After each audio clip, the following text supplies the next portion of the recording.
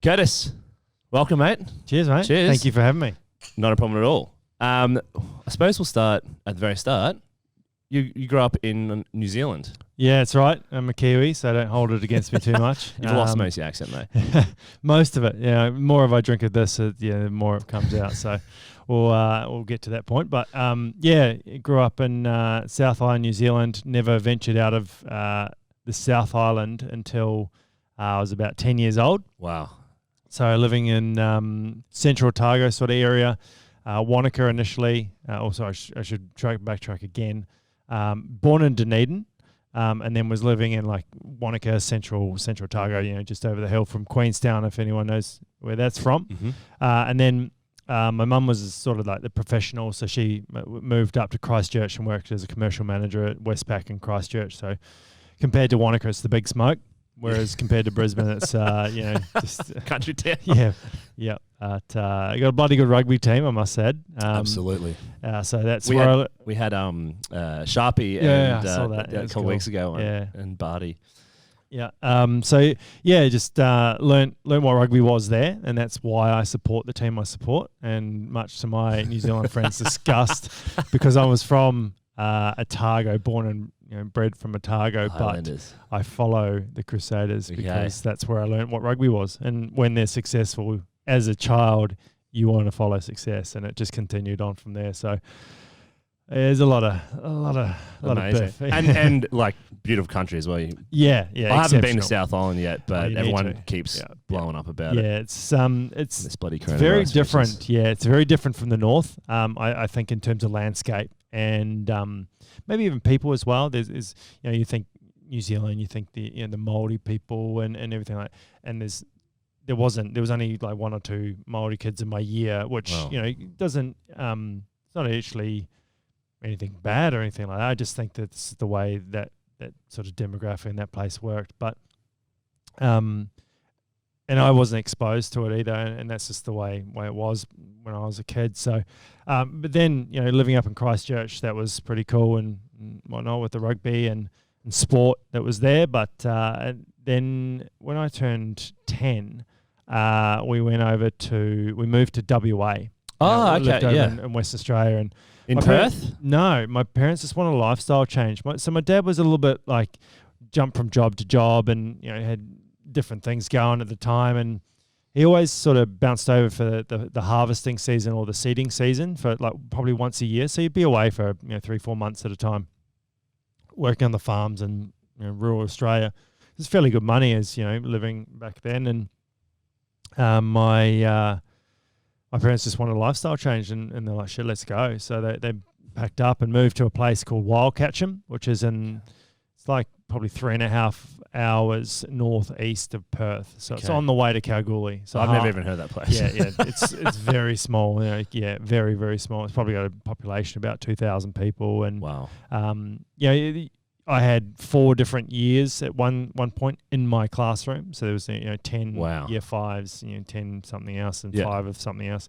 So it was very small, very sort of understand the progression of age quite well there. More so in like normal life now. I don't know how old you are. I'm 34. I'm 2 years older. Yeah. But I feel like we're the same age. Yeah, 100%. As soon as you finich school, age doesn't even matter. It's about how you get on and vibe, Exactly, and that's what... you get along with like 80-year-olds and stuff, and they're like, it's that energy transfer, Yeah. So that's what that school was like. And then... that's cool. Coming to the end of primary school, that was, and I had to make a rather large decision because we sort of figured out late on in my last year of primary school that a lot of my mates were heading off to boarding school because we're out in the sticks. There's not much in terms of, unless you want to be a farmer, point in staying at that school. They had a very cool agricultural sort of study department. They actually had their own farm and like tractors and shit like that. So they teach you how to live, work the land and all that sort of thing. So I had a bit of a passion for aviation growing up, always wanted to be a jet pilot and all that sort of stuff, and wanting to sort of follow that in a way. There was an opportunity to do this scholarship to Kent Street Senior High School in Perth, and they have an aviation academy there. So no way. At school, in middle school? Or Well, it was the whole of high school. So Oh, from how like cool. year 8 all the way to year 12. So that's amazing. I've never I heard of that was- before. Yeah. So it's all My sister's a pilot. yeah, right. Yeah. So, so- and she did it after though. But yeah, that's Yeah, a lot of amazing. people do because Yeah. they find out, that's what they want to do, and they've always had it there. So, as a kid that had that opportunity, I had to write like a 1,000-word essay in terms of why I wanted to do the course, and I think like 600. That's intense. Yeah. How old were you? 13. Yeah, A something like that. 1,000-word essay. Yeah, yeah. Holy shit! Some Yeah. university students don't even do that. Yeah, and it didn't have to have any academic writing, no referencing. It was just all about me as a person and how I wanted to perceive my endeavors to become a aviator, I could say. Not necessarily a pilot, but an aviator, because I was going to say, is that where you started to like inch into the military type thing? Because like jet pilot is yeah. like I wanted to be an Top Air Gun. Force pilot. Yeah. And the other thing is that over in WA, especially in Perth, there's an Air Force base called the Pierce Air Force Base, which is up north, just north of Perth, and they always flew around their I can't even remember that bloody plane type now. Anyway, F-18? Yeah, no, it's a something. They do their stunts in it. I think it's like PC9 or some PC3 or something. Yeah. And anyway, they're buzzing around in them, and I was like, man, that's so cool. And every now and then you'd see a plane out in the sticks. Oh, there's one there. Yeah. Landing in the middle of the highway. But even just flying overhead, you just WA is so massive. Oh, it's so another big. country. So yeah, I think they want to Yeah. become another country yeah, they after tried this it, thing. didn't they? Yeah. So like 600 kids applied, and I got 35th out of the 600, and they only take 32. And then there's a lot of people that Drop not out. a lot. Yeah, there's like 4 or 5 that drop out. So I'm sort of in the running, and I managed to get in. So How good. I packed up and went off to boarding school, which was an experience in itself, but more like a school camp. It was pretty cool. Yeah. Initially, you get a bit of homesick as you do as a 13-year-old. Well, it makes you grow up very fast. Yeah, Because I went over to the US. I never left the country. When I was 18 and a half, I moved to Atlanta, Georgia for college. And that was a whole nother world. And it's scary moving away from your parents for the first time. And you're 13, like, fuck. Yep. Got real no idea. So this boarding school was pretty sort of special. You get your own room, you get your own bathroom. Cool. So, but you are the one who has to clean everything. Like that's Responsible. Yes, yeah. You get taught it. You have to. There's certain jobs that we had to do for the the communal spaces. So we had to make sure everything's clean. They brought in like a commercial clean like once every 2 weeks just to clean everything. Whereas we had to keep it tidy and and we had to do all the dishes. 13-year-old boys, fucking every 2 weeks, it'd be a shit. Yeah. Well, the thing is, it went from 13 all the to 12. 8 year to 12. So, and it was a specialty a college. So we had students from different schools. There was a dance academy, there was a hockey academy, there was a performing arts academy at different schools, and we'd all live at this one college, and they all had academic scholarships to these different schools, and that's the reason why we stayed there. It was part of the Rotary organisation, so that Rotary Residential College in Perth, which is still existing today and is still cracking on, so which is pretty cool. So that's where I was based for a year and a half, and then was doing pretty well and wasn't inspired by the aviation academy, unfortunately. There was just so much bookwork, and I just wasn't keen on that. I wanted to. At least you learnt early, hey? Yeah. And I was like, do I really want to become like a pilot that has to learn all this stuff, which is needed, but I wasn't aware of the actual load that it was to learn and to become that. Yeah.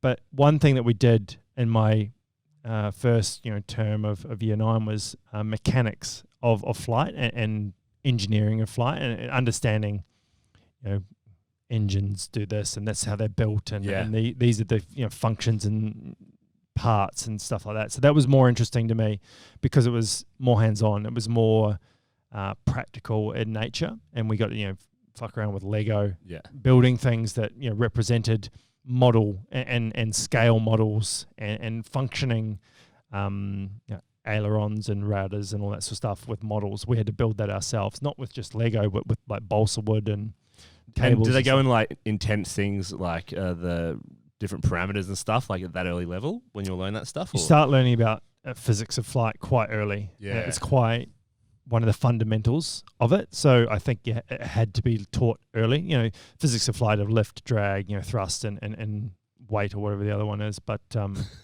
So you paid pretty attention. sure it is weight. Yeah, there's four you know, forces of flight. So and it's all that sort of stuff that is necessary to understand the rest of it, because, you know, the development of, you know, military aviation comes from those fundamental aspects of it. So and you're pretty heavily involved with sport as well when you're at Bonnie as well? No, I just did a bit of everything. Yeah, like, I was a really good runner. Just I was a athletic. pretty good swimmer. I just didn't commit to one sport. I was, you know, playing AFL, played cricket. I was just fucking everything. So played like I started playing club rugby when I got to Perth, not when I was in Christchurch. Wow. I played a lot of soccer then, and I was quite good at it, but at the same time, I just never started in rugby until I got to Perth. So I started, you know, getting involved in that, and really, I fucking loved it. It was so much fun. Yeah. You know, What position did you play? I was playing winger at the time, a winger and fullback, and So quick. yeah, it had a good leg on me. So obviously, ironic that I lose them, but No pun intended. yeah. So it was you know, it was good times. And the other great thing about that Rotary Residential College, the boarding school, was it's co-ed, so there was chicks there too. Yep. So yeah, it was a good time. Good. Excellent. Yeah. And then so you went through high school, finished up that, and then did you? Oh no, I didn't. No? I didn't actually finish up Didn't you? high school there. Okay. I moved back to New Zealand and lived in Queenstown, and that's where I sort of dabbled in the adventure stuff. So Okay. you know, whitewater kayaking, hiking, snowboarding. Got more and more into rugby.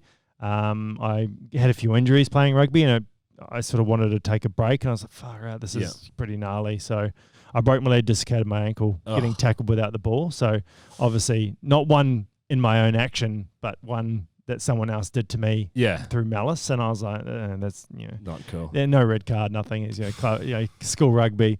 And it's brutal in New Zealand because It's so competitive. Fucking cold. It's so cold, man. And you're playing high I school didn't even think level. about that. I always think about that in the Northern Hemisphere, not New Zealand. But you're playing as like a high school player. You play early in the morning, so you're playing at 8 o'clock.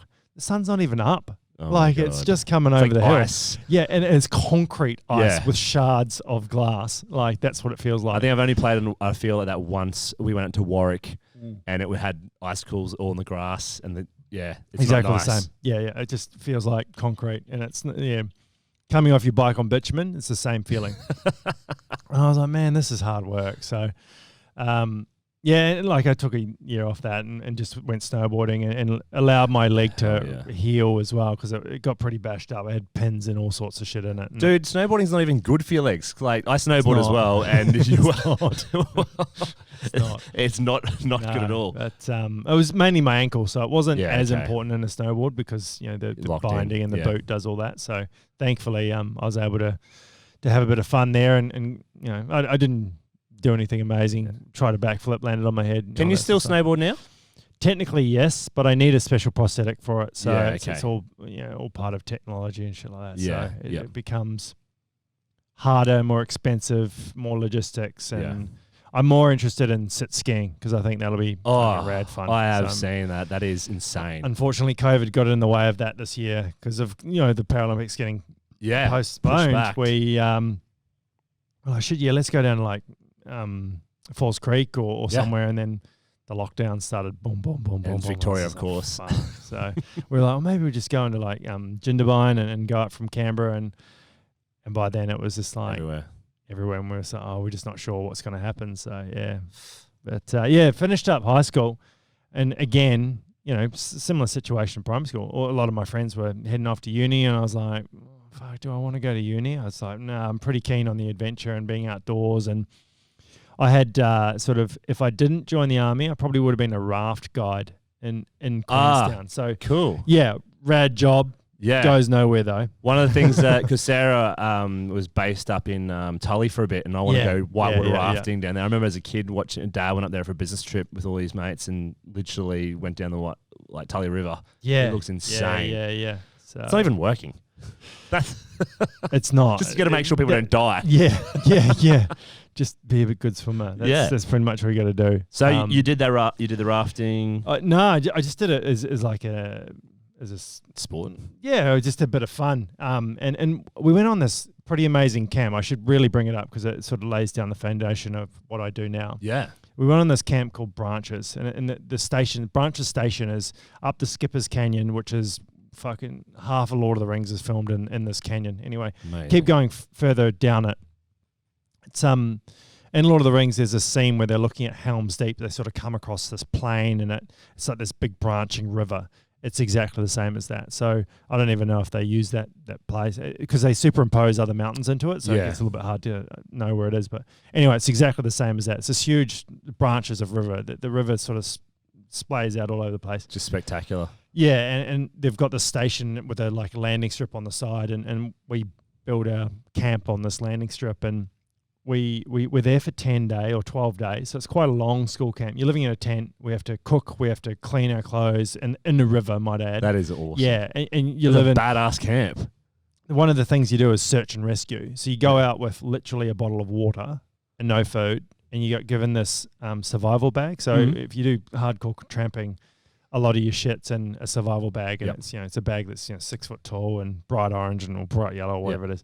And that's all you're to sleep in. And you're not allowed your jackets. You're not allowed your cold weather stuff. You just got to be in like long sleeve, maybe a jumper and some shorts and that's some legit. pants. Yeah. How old were you? 15. Yeah. 15.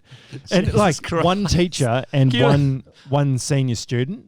And I got the chance to go back as a senior student, which was way more fun. But yeah, I bet.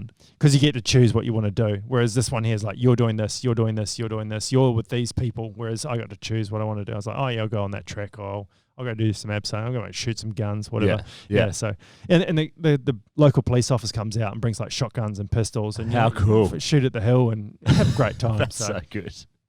It was real good. So, and what out of that inspired you? Like, what kayaking. set you up? So kayaking? Yeah, so cool. we did a bit of whitewater kayaking. We did 2 days of kayaking. So we did like an introduction. This is a river. This is how you do things.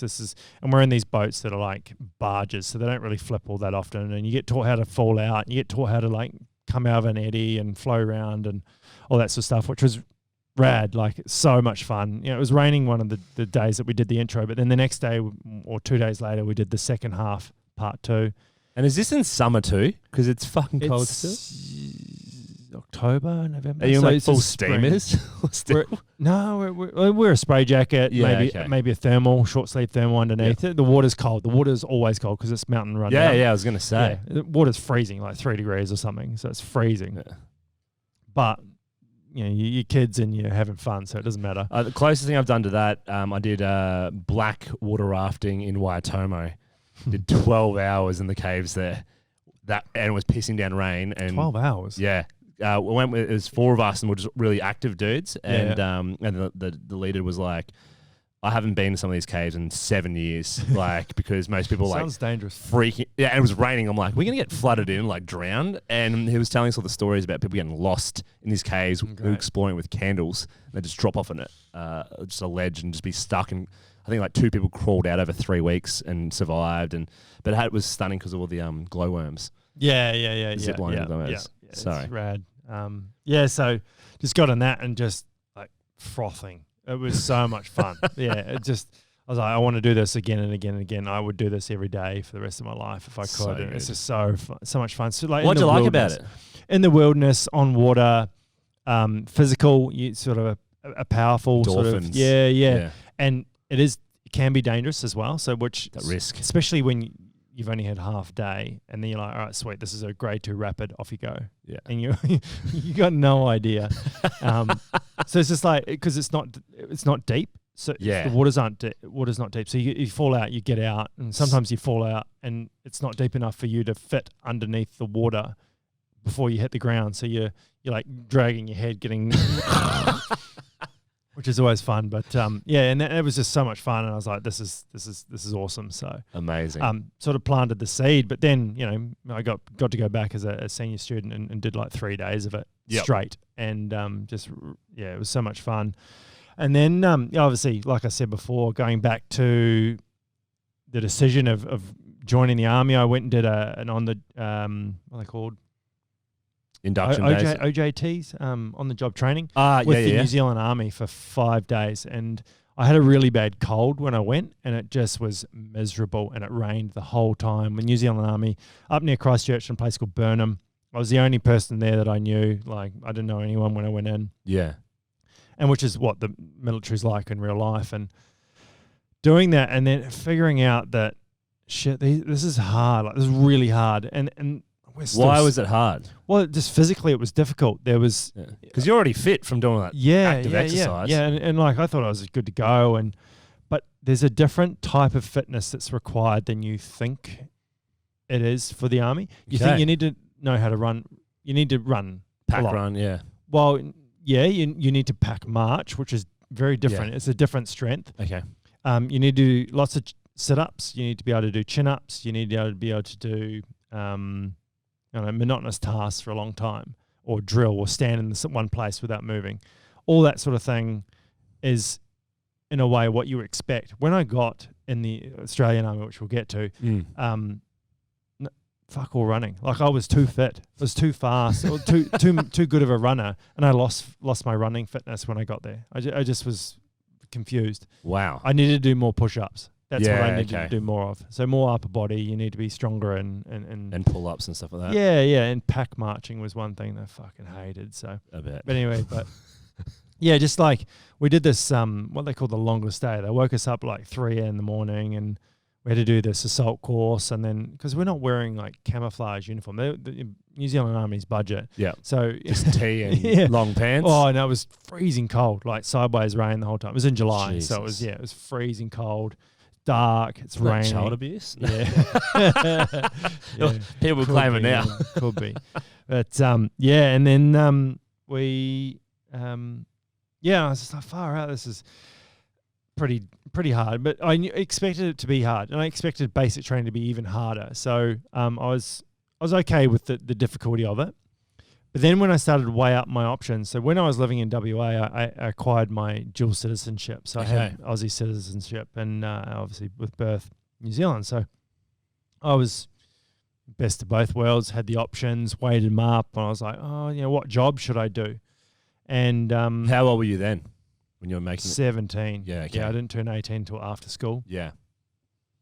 And I weighed up the jobs and the pay and the opportunity of deployment, the equipment, all that sort of stuff, which was all the future things. I was weighing all that up, which was quite mature of me, I thought. Because anyone in your family line been in the military before? No, my grandfather. Well, yes, my grandfather had to do mandatory service, and that was like in the 50s. Yeah, okay. Just national service. Yeah. He never had to go anywhere or anything like that. It was just pretty much like a reserve. Like Norway and stuff. They had the mandatory national service, and it was more like being in a reserve unit here. So it's like once a week for a year, kind of thing. Yep. It's not like them. They have to do mandatory service. Year, yeah. In some countries, it's like 4 years of your life gone. Yeah, and then, so weighed up my options and was pretty keen to join the Aussie Army because of the job that I wanted to do. And the job I wanted to do was in the Army as a aircraft technician, and that meant that I was fixing helicopters, and I was pretty keen on that job. Cool. So I was like, sweet, I'm going to line that up, do the best I can, and I had all the schooling and everything, but my year at school was, my last year of school, we just jumped onto a new curriculum, like grading system. So when I got over here into Brisbane as well, the Army recruiters and education equators were like, what is this stuff? Like, so I had to get sent back to New Zealand, converted, and then brought back, which took like 2 months, which was crazy. But you obviously wanted to get into the Army then. Yeah, I was pretty keen. Like, I got here in like December 15th, and then I was at recruiting on like January 5th and trying to get in, but it wasn't until a couple months after that. Like, yeah, cool, you're fit enough, you got your schooling.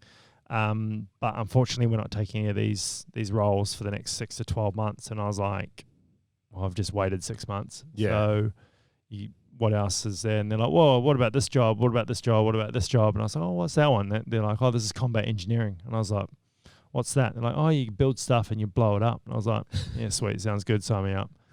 So it was pretty much it. Yeah, good marketing. That's different to EOD.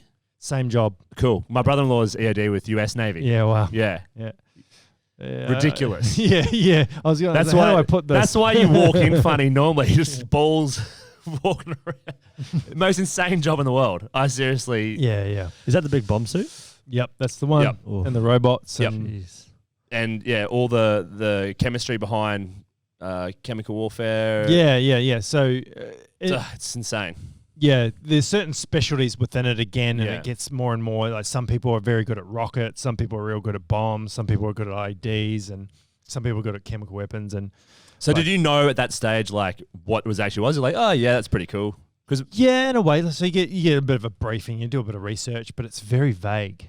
Like it's like because they don't want you to know everything. Yeah, it's right. They're like, this job's heaps safe.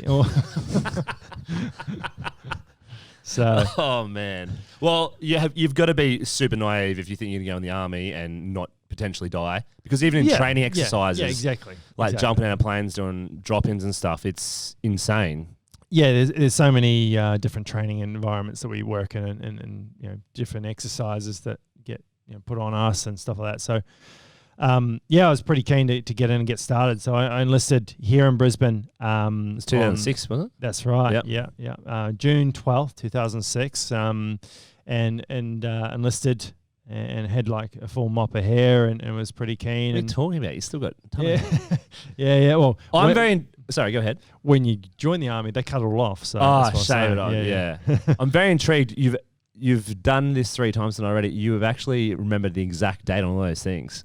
Yeah, because I do a few keynote speaking. It comes up there because that date is become significant in 2012 Absolutely. as well. So which is interesting. So it's coincidentally. I just saw you had a photographic memory as well. So you'd be really good. I wish, man. I wish. Diffusing bombs. So you got into it as a combat engineer. Yeah. So what was the process for that? I probably should explain what that job actually does. So its official role title is to provide mobility and deny mobility. And that can be anything from building a road, building a bridge to provide the mobility, clear the road from mines, trees, whatever's in the way, whatever. But deny mobility, that can be building defensive measures. In Australia, we have we've signed up to some treaty. I can't remember what it was because it's the shit you get taught at engineer training. That we don't use landmines in a defensive measure, and we do, but we can't leave them there for more than 24 hours. So if we're in a position that we occupy from another nation, say the US, because they didn't sign up to this, we have to start clearing the mines after 24 hours. Even if you're still there? Yes. So you could be at your base and the enemy can be 200 meters watching you, and then in 24 hours you got to clear those mines and you get done. Surely not. Well, you got to give context to what that enemy's doing. So exactly. if they've got a weapon and pointing at us, we're going to shoot them. Yeah, exactly. Yeah. But if you're in contact, don't worry about landmines. Don't exist. Yeah, okay. Yeah, it's kind of a weird situation. It's just if it's so it's probably to protect civilians, so you don't have that stuff. Exactly. Yeah, exactly. And like the Australian Army is more humanitarian based than a number of other militaries around the world, and I think that's a really good thing. We've got the opportunity to help nations that can't help themselves, and that's why I went to Afghanistan and East Timor and Indonesia and all that sort of thing. But it was an interesting job. We got to purify water as well, because the engineers, the engineer corps, the Royal Australian Engineer, or the Royal Australian Engineers, even in the UK, was the only self-sufficient corps. It had its own cooks, it had its own drivers, it had its own mechanics, it had its own everything. It doesn't matter what we did, we could be self-sufficient in the battlefield. Wow. Whereas infantry, they shoot guns. Yeah. They don't cook food. They don't build roads. They rely on. They don't make their own water. Yeah, exactly. They have the other support. Now we've changed to be more like the infantry. Okay. We are more sufficient or reliant on the other corps. Supply chain. Yeah, of course. Which I think is a better way of doing things, because then you're not relying on your engineers to be cooking food or fixing that truck. 100%. We need basic information or understanding of it, but they're specialists for a reason. Exactly. Yeah. And it just makes your job easier, so you can focus on a certain thing. Yeah. But in saying that, as an engineer, we had to know how to build bridges. We know how to demolish them. We had to know how to build roads. We had to know how to work these very complex, very, very complex desalination plants to purify water. Wow. We Why had the fuck aren't they using that in Australia then? We do, but they're super expensive. Are they? Extremely expensive. Okay. So, and we've got enough fresh water here at the moment, thankfully. Yeah. What else do we need? Yeah, different mine types. We need to know how to lay them, disarm them, clear them, understand them, all the IEDs.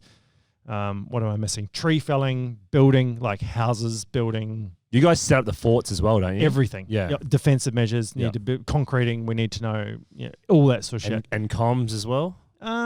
We, as a basic understanding. Yeah, okay. Yeah, I think the setup here is far more complex than my knowledge would take. But and then there's like subset skills. So for me, my subset skill was first aid. So that was my subset.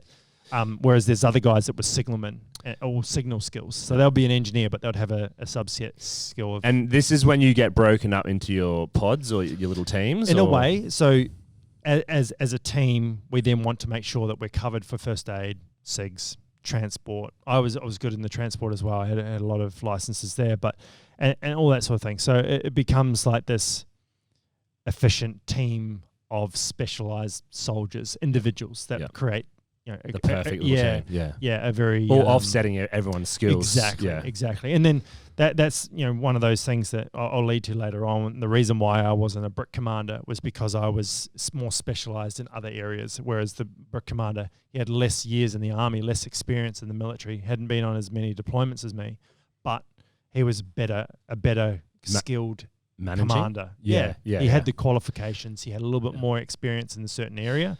And that's fair enough. Well, that's a skill set in itself. Like managing a team is very different 100%. to like knowing that you're really good at something. It's one of the things I always find you have in businesses I've seen over the years doing consulting. They're like, "Oh, you're the best salesperson. I'm going to promote you to sales manager." And you are managing people, and salespeople are the hardest fucking people to manage ever. They're cowboys. So yeah, it's mental. So and like getting into engineering, it was exciting. It was cool shit that you're learning all the time. And I had some amazing mates that I went through my engineer course with, and I'm still really good mates with them today. And my best man was a dude that I went through my engineer training with, and he's a legend. So Gibbo's actually just come back from Iraq. So he's been too many deployments. I bet. He must be. His wife must be off it. So especially during COVID, like it extended. He had to do lockdown in Fortitude Valley at a hotel and hotel quarantine. And then I had to quarantine on the way over and in Abu Dhabi. And it's just. Yeah, my brother-in-law, they're based in Lauren and brother-in-law, I won't say his name, but they're based in Guam. Yeah, right. And so when he gets deployed, it's like, and Guam's pretty fucked up with COVID at the moment as well. Oh, is it? Yeah, there was like 2 soldiers that jumped on a plane, landed in, just went partying, just spread the whole island. So just got locked down. Top blokes. Yeah, I know. Fuck. They weren't in the good books. Not an example. At all. Shit. So that when you got into engineering, in combat engineering, how long did it take for you to do your course? And so 3 months of basic training. Is that it? So it's a basic training. Okay. And then that's just like learning how to be a soldier. So you do all that sort of shit. And I was very good at basic soldiering. I understood the processes and sort of like they're getting yelled at. What makes a good soldier? Willing to follow the instruction regardless of the outcome, which is a weird concept, but at the same time having the initiative to know that decision could be wrong and having the guts to say that it could be wrong. But at the same time understanding tactics and things like that, because later on I do a course called the Junior Leadership course, and that's like it's an all-core course. It means that everyone does it, from cooks to snipers to everyone, artillerymen, everyone does it. But I was very good at that course as well. And I was not great at the engineering course because it's too specific. I was very good at everything, not at one thing. It's same as my sport when I was growing up. Yeah. I was whatever. Like I'm good at everything, but not one thing in particular. So, it was just basic training, 3 months getting yelled at, polishing brass, cleaning weapons, marching around in a square, learning how to dig a pit, learning how to cook a ration pack, all that sort of basic crap, learning how to shoot a rifle and strip and assemble and all that sort of thing, which is cool in a way, but... Were you a good marksman? Terrible. Terrible. Yeah. Give me the shotgun. Just get on the back of one of those. I was always the 50 cal gunners. Yeah, just spray and pray. Man. Oh man! Yeah. So I was, it wasn't good. Gunners. And I think it. I overthought the process as well. Like when I was shooting, I was like, I have to pass this in order to go to the next stage. And if I don't pass this, because it's very cutthroat. If you don't reach a standard going through basic training, they'll back squad you, and you don't want to be back squatted. What's back squat mean? Just back squatting means that you get benched. taken out of that rotation of recruits and get put into the rotation coming up behind. So it's like being kept down at school. Retraining, exactly. Same thing. Yeah. You don't want that. Yeah. And because you only got 3 months, like it's quite a pretty tight period to learn something. And then to get back on the horse and keep going. And I was really good at other stuff though, like navigation. Yeah, piss that in all day. But where it comes to like shooting the rifle at a moving target, or I was just not great at it. So which not everyone's a sniper. So I was pretty bad at that. But I remember just not passing. All right, this is the last one. If you don't pass this, you're going back squad. And I was like, far out. Is that marksmanship? Well, that's just shooting your rifle to a certain, because it's all electronic. Like it's not electronic. The bullets are obviously real and the guns are real and everything. But when it hits the target, it's all electronic. So it comes up on the screen and it gives you your score straight away. Wow. So the marksman instructor is like next to you with a computer screen. You can't see it, but you can turn it around. Oh, where did that hit? And you're like, okay, sweet. I need to adjust my sight. Yeah. All that sort of stuff. You do that before, but when you actually pulling the trigger and you're like, fuck it, I might be getting back squatted here. Yeah. I need to hit this target. And you start going to that spiral, like fuck, and then worse. It's bad if I miss a shot. Yeah. And you start getting in the pits. But thankfully I scraped through just on D's get degrees. Yep. I think that's the saying. So I'm like, that's the way it is. I'm all about that. That's what I did through uni as well. Yeah. So pretty stoked to get through that. And then I was very good at drill. So marching and all that sort of stuff. So I was always being tall. I'm the same height as I was when I had my legs. I was always put at what they call the right marker. So it's the person that they base all their dressing off to make it square, to make it neat, to make it symmetrical, all that sort of thing. Wow. I'm the person who is the one that turns or is on the marker that turns first. I have to listen to the person calling it more because I'm the one that leads. Yeah, leads. Yeah. So the right marker is when you're at horizontal formation at its widest, the right marker. So this is intense. Yeah. This is marching. Yeah, this is just marching. But you got to do it with rifles and all that sort of stuff as well. So I always lose my mind when I see all those World War II videos. It's good wine, hey? I'm enjoying this. Yeah. Lang meals. Well done. Lovely. When you see all those, like all the Nazis marching around in those crazy parades, even the Chinese are. Yeah, like it's insane, and it's all synchronized, perfection in every way. They must do it like every single day, whereas when you're in the basic army, you probably only do it once a year. What's the advantage apart? Like I feel like that is good for discipline. But why do you do that? Because you're not walking like that when you're out in the field. Little goose steps. Practically, it's not practical whatsoever. It's just not. So why do they do it though? Is it just for discipline? Well, in the learning of the march or the skill, there's actually a lot of fundamentals that get taught. It's like listening to it, because we do this really. I wouldn't call it fun. It's just this exercise that some people would call it fun, and me, I was pretty good at drill, but I wasn't like, oh yeah, this is amazing. I want to do this for the rest of my life. It was like this knockout. So that the drill call, the corporal or the sergeant, whoever's calling it, was calling these calls, and you have to. It's on the spot. So you're like turning and left turn, right turn, and someone turns right, and you're meant to turn left. They're out. Like sort of like knockout. Yeah. And it's all about listening to the instruction, computing it, and processing it correctly. And that's the thing that it's teaching you. So it's almost like this is where that following instruction, regardless, they're just drilling that into you to make a call and you respond. Yeah. Without sort of intuitive thinking. Yeah. Yeah. How interesting. But then when you actually do a march, like a parade march, your weapon is spotless. It's clean. It's perfect. Your brass, it's perfect. Your uniform is pressed. The badges are in the right spot. All that sort of thing. It's just, somewhat monotonous and bullshit when you're sitting there at a desk getting yelled at by someone. Is it like in all those movies where you get the guys just screaming in the face, running into the bedrooms, like, make your bed? Like Full Metal Jacket. Full Metal Jacket. Yeah, I was about to bring that up. It's so good. It's not as crazy as that, but I'm sure it was back in the day. Like, that's Vietnam War. Do you want a bit more of this? Yeah, I love it. It's not as crazy as that anymore. There's obviously certain requirements for They got soft. the cotton wool. That's the most diplomatic thing I've ever heard. Cotton wool. Had to be brought out for some people. Yep. And standards have been lax because... Is that detrimental to in field? Because, like, these are some of the things that I feel they do deliberately, because if you're in the field, you got to rely on this person for your life. Yeah. And if you can't back it up every day, or you're like, oh, my feelings are hurt, you're in the field. Fuck off, Yeah. in my opinion. Because But, no one wants you on your team if you're like that, you know? Yeah, there's certain jobs in combat engineering, I can get down to that later on. Obviously, lifting a 240 kilo bridge panel with 4 other dudes or 4 other people, you want someone who's not going to drop the panel or drop their... Yeah. Yeah, it's going to break your back or something. Yeah, it's going to hurt.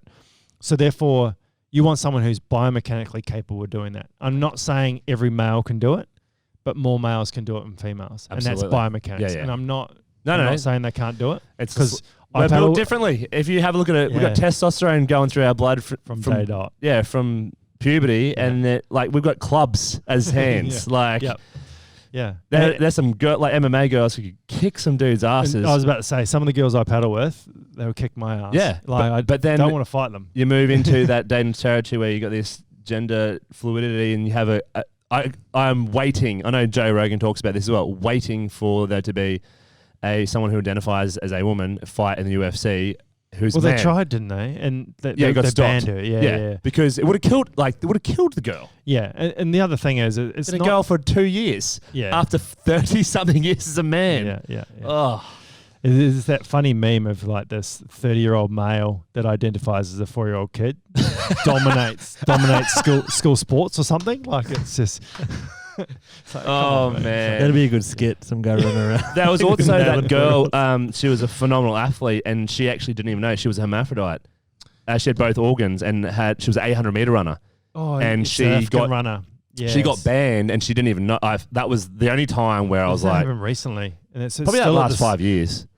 I think like within the last 12 months, she's been in Switzerland at this World Sports Court of Arbitration, trying to overturn this. Well, she's a woman. Like, she literally is. She's growing up.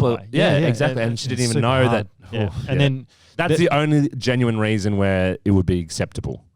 Yeah, but then But she has testosterone, right? She's put it in the both other, organs. Yeah. put it in the other court. Does my wife want to fight me? No. In a ring, like if we're combat sports it's like that athletes. SAS. What's that SAS show at the moment? Nick Cummings is Nick Cummings is belting up the AFL girl. Yeah. But she was cool with it. but she was capable. That's the problem. Yeah, Well, absolutely. not a problem. That's her skill. Yes. But if we got a woman that's Roxy of- Justino yeah. versus yeah.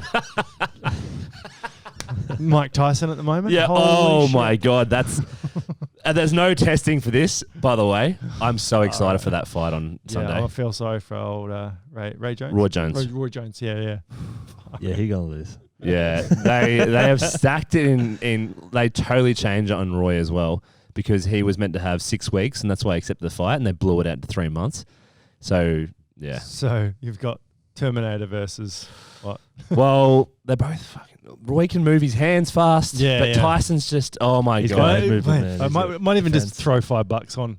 Did you see? They had at the UFC, they had the interview with Dana White, and they were asking him, they're like, who do you think's going to win the fight? And he's like, I don't know. And they're like, it's going to be a knockout. And they're like, you can't there's no knockout. They're not allowed to knock each other out.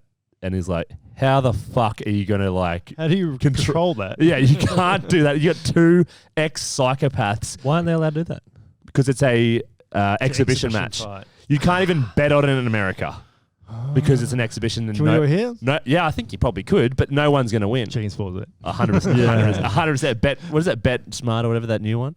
No, You can I just don't know. make It's wager on yeah. it. What are the odds? Look it up. But yeah, like what we were saying, like it's biomechanics. And, Yes. And it doesn't matter who you are or how you grow up. Yeah. If you can do the job and to a standard, and if those standards kept dropping, then we're accepting a lower standard for Correct. the total Yeah. of everyone. So that's not fair. No.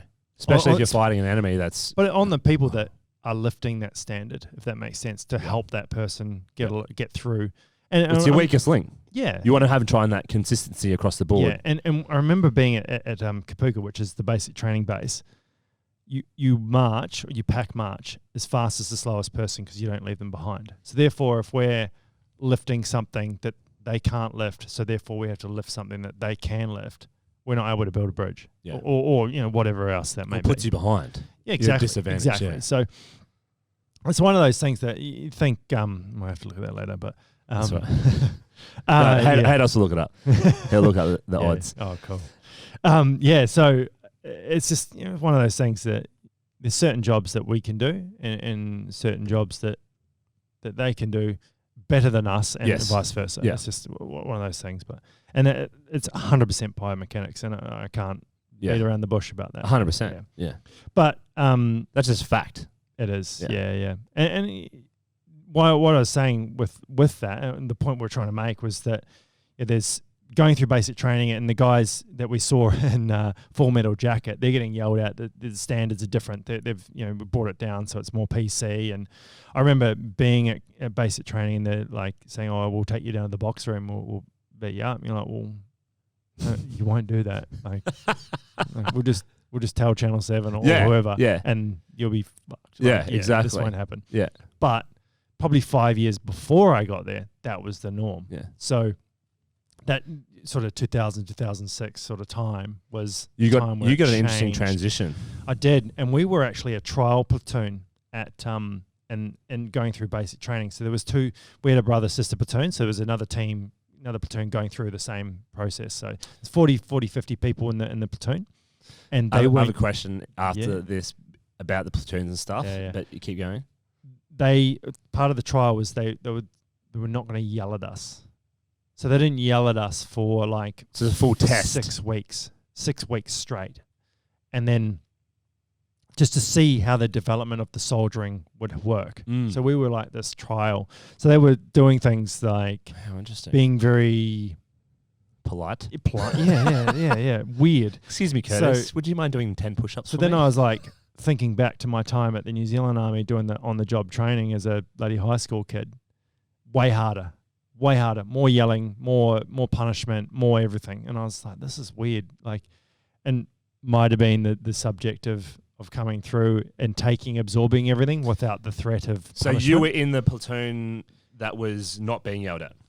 So there were both platoons were coming through, not getting yelled at, but there was platoons before us and after us. They're studying all the time. They're trying to improve the system and everything, all the time. It's just one of the facts of society that we use military development. Test and measure. Yeah, exactly. Because it's, That's how the internet came about. planes, everything. Yeah. It's just crazy. So, Did they get the results? Like, what were the... no idea. I just knew that, like, Still in testing. well, because it's weird because like the corporals wouldn't yell at us, and then all of a sudden they started yelling at us at like the 5-week mark, and we're like, what the fuck's going on? This is weird. We're not responding the same way. So they just reverted back to what we were used to, and things were getting done. We were doing what we needed to do. So they were like, oh, maybe it worked. Did the effectiveness change? Well, now looking at the military, and I haven't been through basic training recently. Yeah. But I hear the standards are different. Yes. Or lesser. So they're not as much yelling. They've got cards that they had this trial that they used to pull out like red, yellow, green. What? Stop. I'm feeling offended, or I'm feeling precious, or whatever you want to call it. Or yellow, Precious. I need a bit of time out, That or is whatever. fucking Like, ludicrous. so How the fuck does that even prepare you? The whole reason why you have a defense force is to defend something in case of war or attack. How the fuck does that work?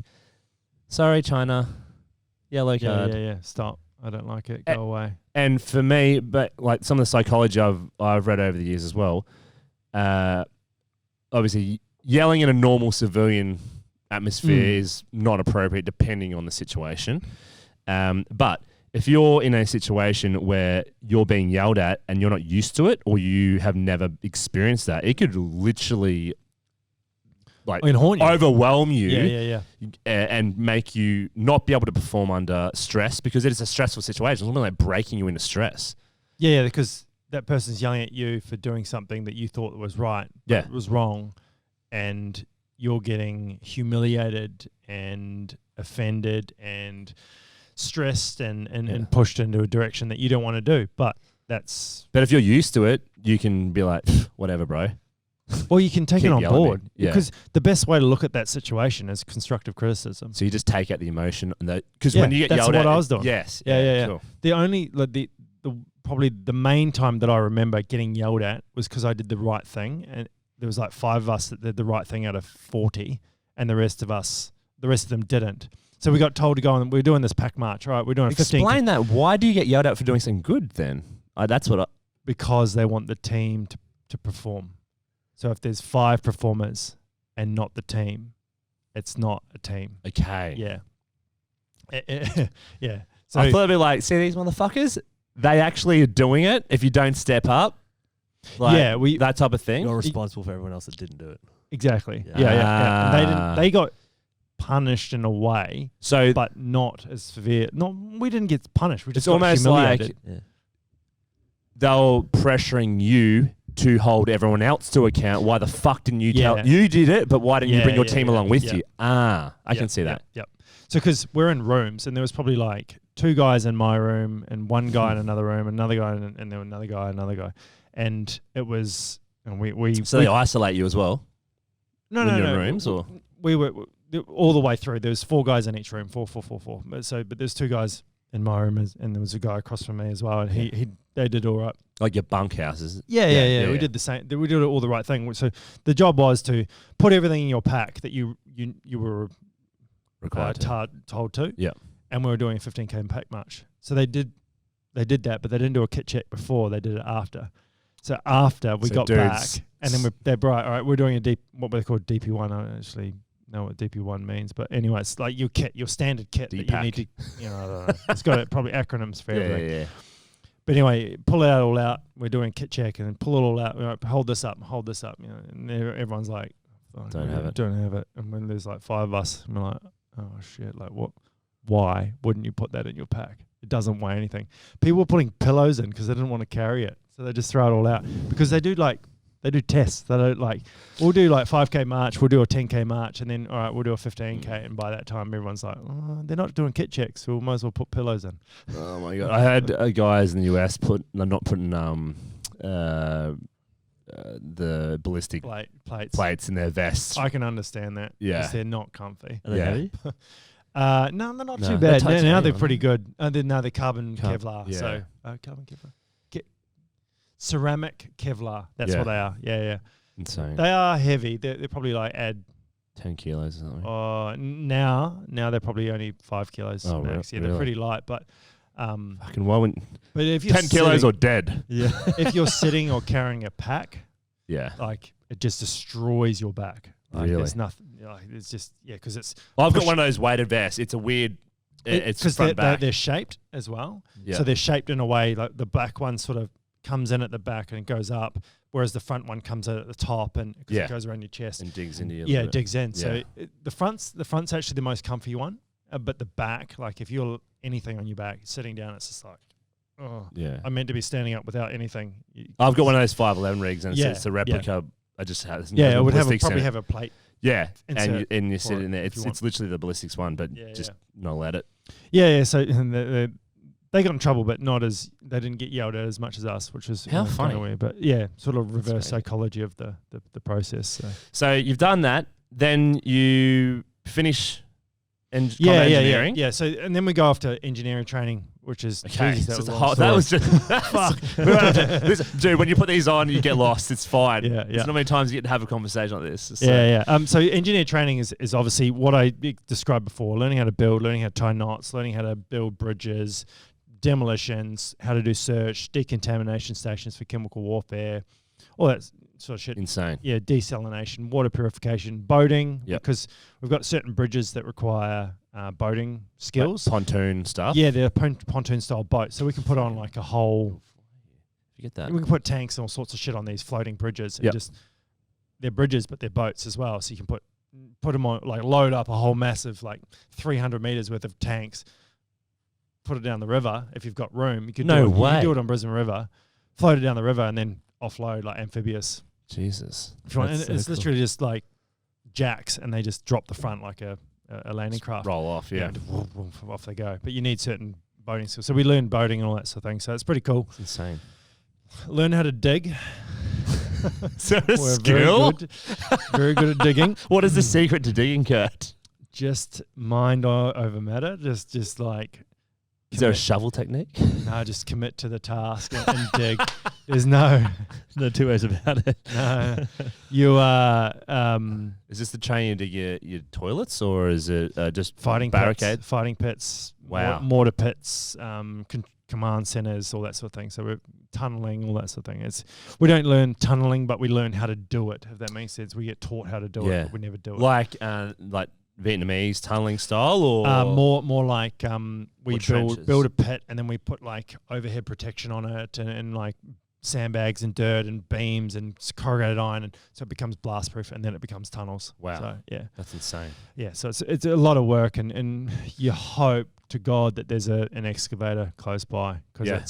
it's hard work. How long, like, if you were in a setup in a base and you had to do maybe like 50 meters of tunneling, how long would that take? Like, do you have a So team, small, Yeah, your yeah. 4-man team or 6-man team? Or Oh, you no, have at everyone that- in's that's- like, let's at get on that it. style of war, you're working in 12-man teams, so that's a section. Yeah, So okay. a section, then you've got a brick, and brick's a That's what I was going to one. ask you. Can you explain the breakdown of like regiments, brigades? Because you'll Yep. always hear this, and I've even spoken to guys in the military, and I have no fucking idea. Yeah. So when it gets really big, I'm not too sure, but I know a division. So one division is the full-time army in Australia. Yes. So the 2 division is the part-time army, and then there's a 3rd division. I'm not sure. That might be a hybrid of different support networks Like around doctors and stuff like that, or Maybe, yeah, like vets. We've got vets because we have animals Yeah. as well. So we've got Dogs, dogs and sorts of stuff, and vets and maybe doctors or architects, all that sort of stuff, draftsmen. So Yep. it becomes very complex and far-fetched. But So we've got divisions? divisions, and then we've got brigades, and there's 7 brigades, I think, something like that, 8 brigades maybe. And brigades, a brigade is for people that live in Australia and Brisbane specifically. A brigade, 7 brigade, is Brisbane Barracks. That's a Nogal Barracks. It's yep. a whole Yep. brigade. We used to be down the road from them. Yeah. 1 brigade is Darwin's base. 3 brigade is Townsville, and I don't know where 2, 4, and Yeah. 4 brigade might be what's it called? Special Forces base. Yeah, down in- SAS and yeah, commandos and SAS. yeah. Well, there's a brigade down in Holsworthy, and that's the Special Forces. But then there's another one over west. So I don't know what they're a part of. They might be a part of that, but who knows? There could be reserve soldiers as well. They might be affiliated to a different division.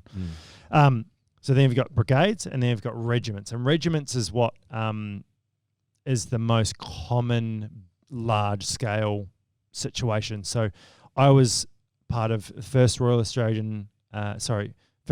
Engineer Regiment up in Darwin, and then there's the First Royal Australian Regiment, it's a regiment. So that's probably about 800, 900 people. Okay, wow. Soldiers. So Yep. that's the highest rank in that unit is a lieutenant colonel. The highest rank in a brigade is a brigadier or a colonel, depending on what type it is. The highest in a division is like a major general or a lieutenant general. So they're getting up really high ranking up there. And then regiment, and then under a regiment, you've got, and this is where it gets complicated. Well, not complicated. It gets confusing because depending on what type of regiment you're in or what type of corps you're in. If you're in an engineer regiment, we use different words for the same example as an infantry. But I'll go on the infantry example because it's the easiest. Yeah. Companies. So you've got companies. You've got Easy Company from Band of Brothers. Mm-hmm. In engineer talk, that's a squadron because we use smaller teams. Infantry use larger teams, and I think that's why. Don't quote me on that, but I think it's why. And the companies are made up of 3 platoons or 3 troops. In engineer talk, we talk troops, and in infantry we use platoons. Yep. And then in a platoon, you've got 3 to 4 sections, and that's when we're getting down to like corporal level. Corporals in command there. At regiment level, so lieutenant colonel, regiment, and then company, major, platoon, lieutenant, and then you've got corporal. So anything under the platoon level, we've got non-commissioned officers, the guys on the ground, the guys with known experience coming through the ranks. And how big are those teams normally? 8 to 12, depending. Okay. So if you've got a section plus, that's 12 to 15 guys. So often in engineer world, we're using that style because of our specialties. We have a lot of specialties that it can attach to us.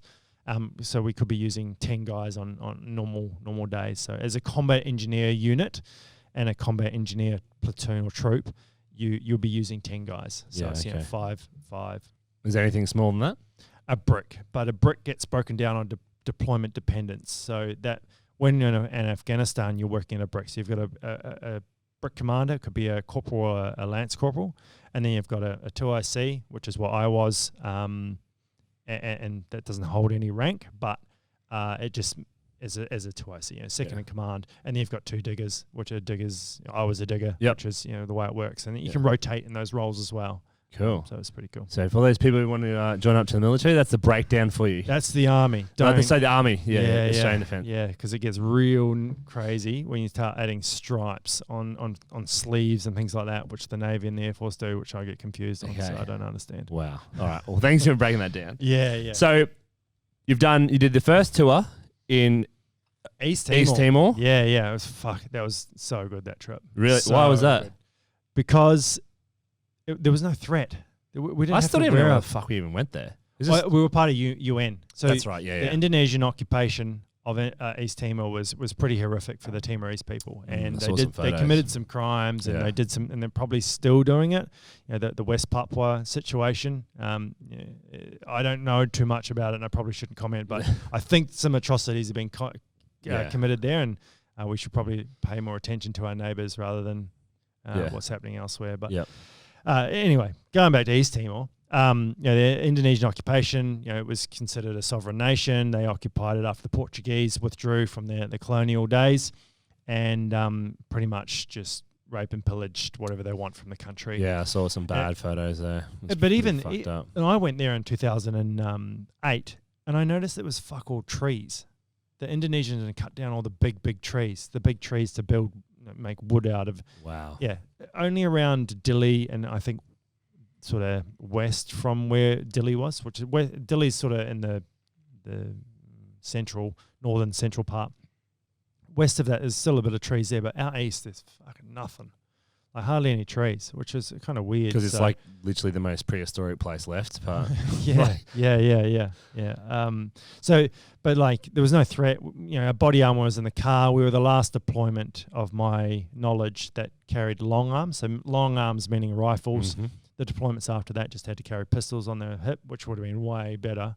Having to worry about a rifle every time. And do they not provide? Like, do you not have the hanging slings with the multi? Yeah. We had all that sort of stuff, but you still got to carry it around, man. You still got to. They are awkward and heavy and annoying. Just take it to the dining hall just to go to get a feed. Like far out. If we're not wearing body armor, is it really worth? No, exactly. Yeah. So how long were you there for? That was an 8 month deployment, and it was sweet because you would we'd start work 7 a.m.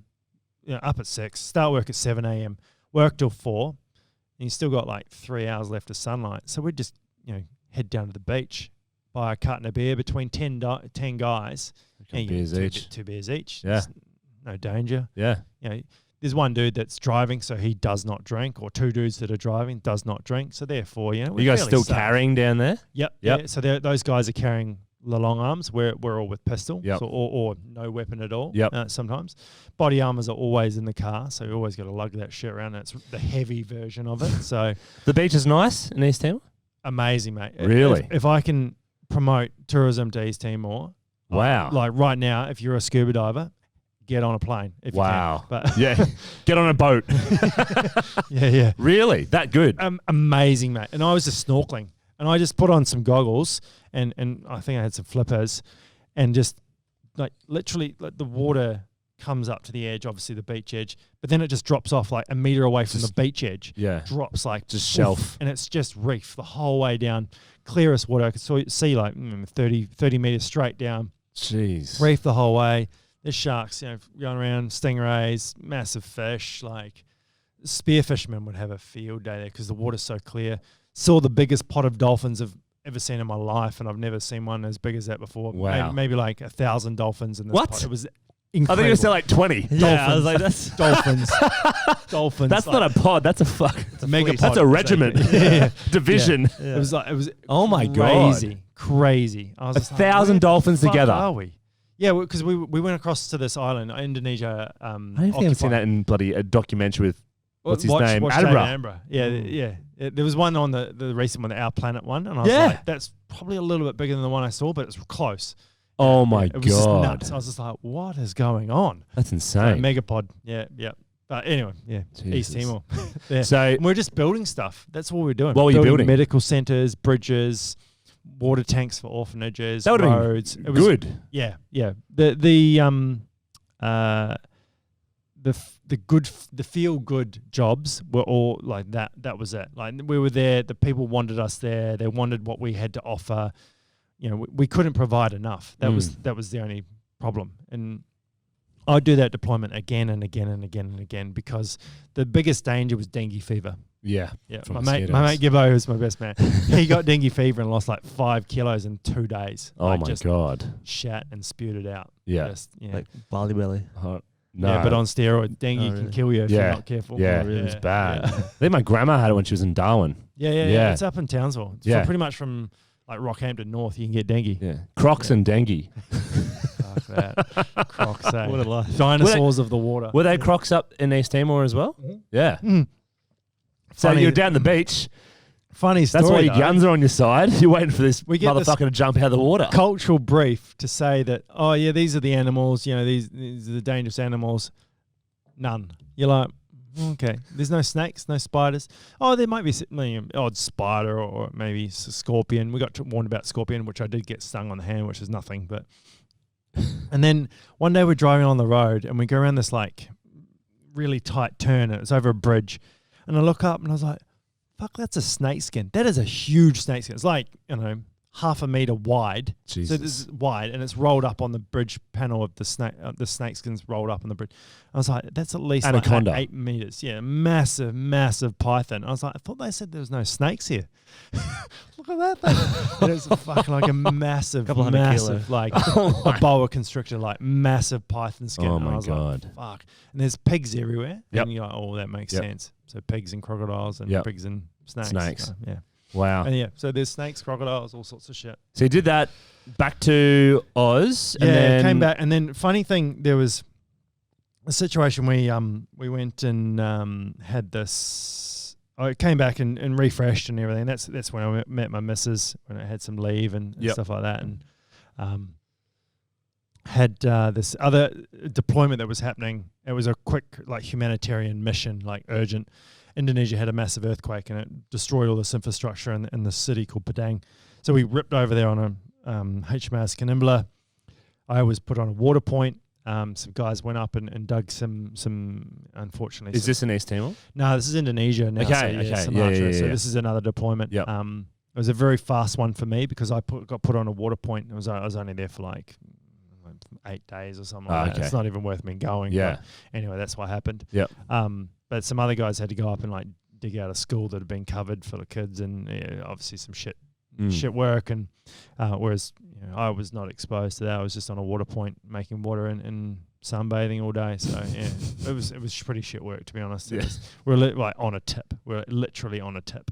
Jesus. So, yeah. So that smelt brewing. Lovely. But in saying that, the locals were very, very appreciative of us being there. That's awesome. Yeah, they brought out like whatever meat they had at night, and brought out tea and. Was it interesting learning all the different cultures as well? Because most people wouldn't get to go in that situation. Like you go to visit somewhere, and it's like the nice places of the world. Yeah. It's where you're like interesting. dealing with the shit. Yeah, it's interesting to see other cultures when they're at like maybe their worst. Yes. And understanding that. Fuck, we got it good here, eh? Yeah, like, absolutely. In a day-to-day basis, we are living pretty. Like we're very fortunate to live where we live and live with the facilities and utilities and infrastructure that we do. So it sort of gives you perspective on how lucky we are and what's grateful important. when you get home. Yeah. So then you got. I was reading when I did my research on you. Then you got asked to be called up for deployment in Afghanistan. Yeah. 08? No, 2012. 2012. Yeah, 2012. Yeah, so 2012, it was interesting because in 2011, obviously the year before, leading up to it, there's a whole lot of training that we have to do to deploy. What's different about the training for when you're in Afghanistan to all the other missions you've done? So all the other missions I've done are humanitarian. So we're on our way, building houses, purifying water, very sort of labourer. You're more of a labourer than a with a got a gun. combat engineer. Yeah, that's right. Yeah. So it's sitting over there. I swear it's over there somewhere. But That's right. um, It's that wine, that Lang Mills wine creeping in. yeah. So Slow creep. yeah. And the deployment to Afghanistan, like the training there is specific to one job, and that's providing the mobility by searching. And then we're using metal detectors. So we're looking for improvised explosive devices, IEDs, like manufactured landmines, all that sort of thing, and threats, vulnerable points, understanding the process of how they're set up, how they triggered, how they detonate, how they're even facing, how they're made, like even just like your mobile phone being pulled apart and connected to it. How does that work? Is the intelligence good on that back end? We get fed a lot, and when you're there, you only need to know a little bit of it. But you don't know that. It's all in hindsight by saying that. So until you learn. Yeah, until you're there. Until you're in the zone or in this area and that zone has said threat and this zone has another one. So you're moving in and out. So we're learning about that. And all the while, like I said before, as a brick, as I was talking before about having the specialties. Yep. My specialty was first aid and transport driving. So and how many people were in your team? Just 4. So we had a section of 8, Yep. but 4 was a brick. So who was in yours? So your transport and first aid? Yeah. And then Livo, my brick commander, he had everything else. Like, oh, really? Else, yeah. What the other two did? The other 2 dudes were just like gunners. Yeah, just diggers, just doing the work, man. Yeah. Like, but not that me and Livo weren't. But we're rotating that position. Livo had a lot on his plate, like a lot, and he was carrying a lot of shit. It'd be a stressful bloody situation. The other thing we have to carry on our kit, and we have to carry 2 different types, is this ECM, the electronic countermeasures for radio-controlled IEDs and like phones and like garage door clickers and that sort of stuff.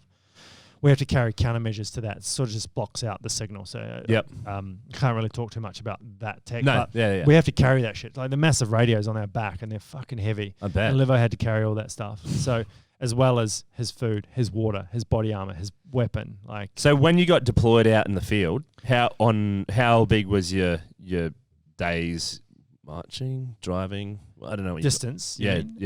Like because you go out from base. Sometimes. So sometimes we'd drive out like at night or even like really early in the morning before everyone gets up as the sun's just coming up, like dawn. And we'd then harbour up, what we say. So that harbouring is like a defensive position for the vehicles or people. Mm-hmm. And we're sort of in a defensive position, and then we'll work from there. So we're up like 4 in the morning or even 3 in the morning in the vehicles driving, but we're not doing anything at this time. Sometimes we get pulled out to check something because there's a pile of rocks over there or a backpack lying on the side. Fuck that. They were even using like dead animals and stuff. Oh, they use all sorts of shit, man. Yeah. all sorts of shit. But often when we're like, no, we need to get to the task, we need to get the mission, we'll just be like, well, why don't we just take that road? Like, or we're just like, well, the desert's right there. Why don't we just drive through the desert and just avoid all of that shit? Because that's often what we did. Just drive through the desert, or the dash. Yeah. Just drive through the desert. What vehicles were you in the Bush Rangers? Yeah, Bushmasters. Yeah, Bushmasters. Yeah. So very, very good vehicle. Yeah. Not quite. Everyone's almost using them now. I think even the Americans picked them up because of the V-shaped hull for explosives. So we took a lot of design features from their vehicles, and they took a lot of design features from our vehicle that we created from their design. So it's an evolving, and because our vehicle has had no fatalities inside the vehicle. Yeah, because we've had a lot of injuries. Yeah, the V-hull and just the way it works. And the Americans had a V-hull vehicle, but it was really tall and it was prone to tipping over, whereas we got a low one that's still good and it's a little bit wider and all that sort of thing. But it's not as wide as a Humvee. So, yeah. But the Americans don't like the Humvees, though. Well, they're flat bottoms, no wonder. No armors and door. Yeah, they talk shit about them hard. They're looking for their new rigs. I think they were even talking about bringing Jeeps back in. We've got them here. It's the vehicle that they've chosen as well. The Rhino. It's like this Renegade or something. Rhino or something. I know Jeep had another tender in. Can you imagine? Yeah, right. Yeah. The Wrangler coming back. The original Willys. Yeah. But so obviously the deployment to Afghanistan was going to a war zone as opposed to a humanitarian mission. What did you get told? What was the lead up to that? Like, you're going into it like, this is what we got to do. Well, obviously, our training is very specific on the search side of things. So we're the tip of the spear. There's no one in front of us. There's no one coming. You're the explorers. Exactly. Yeah, pathfinders as infantry. Scout. Yeah. Scout. Yeah. More pathfinders. So pathfinders are more like checking the ground's okay to walk on, whereas a scout would be like looking for other people. Okay. Yeah. So we're like pathfinder, looking forward. Safe routes. Yeah. That's right. And moving in a way that creates safety for the rest of the patrol behind us. And the patrol could be 10 guys, or it could be 150, or it could be 1,000. It could be whatever size it wants. But if we walk there first, we're the first people there. Yeah. And because of the way the conflict was in Afghanistan, it was guerrilla style warfare. So there's satellites, bases based all around the provinces, and then we'd work from there. We wouldn't have a front line. We wouldn't move through and push everyone out and who are you and where you're from. It wasn't like that. It was more. What changed the game? They changed the game. Yeah, 100%. Especially no uniforms. IEDs as well. Yeah, just trying to get us whichever way they can, and that unconventional warfare is difficult because. Was it scary? In a way, we were told about the dangers of Afghanistan and what the threats were and how the people were and all that sort of thing. But when we got there, it wasn't like the people were happy to see us. The people were willing to cooperate. They were wanting us to be there to help them help themselves. They wanted to learn. They wanted to see a better Afghanistan. They wanted to, create a I wouldn't say a democracy, but they wanted to create something for themselves and have the freedom to do so. And I think that was the most important part of our deployment, and that's what we hope to create. And were they scared of ISIS and the Taliban? At the time, yes. Yeah. So if we talked to anyone that hadn't been, that wasn't close to a base, they were quite worried about their safety, especially their family. And an interesting thing that I should bring up is the Afghan National Army, the people that we were deploying with were from northern Afghanistan and vice versa. So the people up in northern Afghanistan were from southern Afghanistan. And that's because that separates their families to be targeted by the insurgents in the area. So they can be like blackmailed. Exactly. Or kidnapped or... killed, usually killed. Yeah, absolutely. There's no halfway about these guys. So... Yeah, wow, it's rough. Wow, real rough. That's insane. So when you're getting the chance to talk to the local, you're like, well, you must feel safe enough to be able to do so, or worried enough to do so. Has to do it, yeah. So and not much English. All translators. Yeah, man. The translators were gold dust. Like when we wound up our deployments there, our regular deployments there, and we weren't allowing those interpreters to come home with us and with their families, I think is criminal, in my opinion. Yeah. Like, they helped us, they helped our troops, they left helped there. everyone there, and we're going to leave them to the situation which might resolve itself. And But the whole point was to try and train their that's own right. force It up. just didn't work, unfortunately. Yeah. You know, you can lead a horse to water, but you can't make it drink. Yeah. So it's just the unfortunate situation of Why that. do you think that was? They They just didn't want to keep doing it, or the cultural differences of their country. So, what was that difference? well, you've got Sunnis and Shiites within their country, and like I was saying, you've got people from northern Afghanistan trying to secure southern Afghanistan. They don't care They about give a shit. Yeah. they're not invested, Yeah. and they don't care. They're completely different people. And Why you know, don't they just let them there and be like, well, you better do a good job or your family's going to die? Because then you've got something to fight for, you know? Well, they tried that with the police force. So the police are from their local communities, and that did not work well It's for got them. corrupted, didn't it? Well, corruption was at the higher level, but at bottom level, they were just getting targeted, and not great for It's them. insane.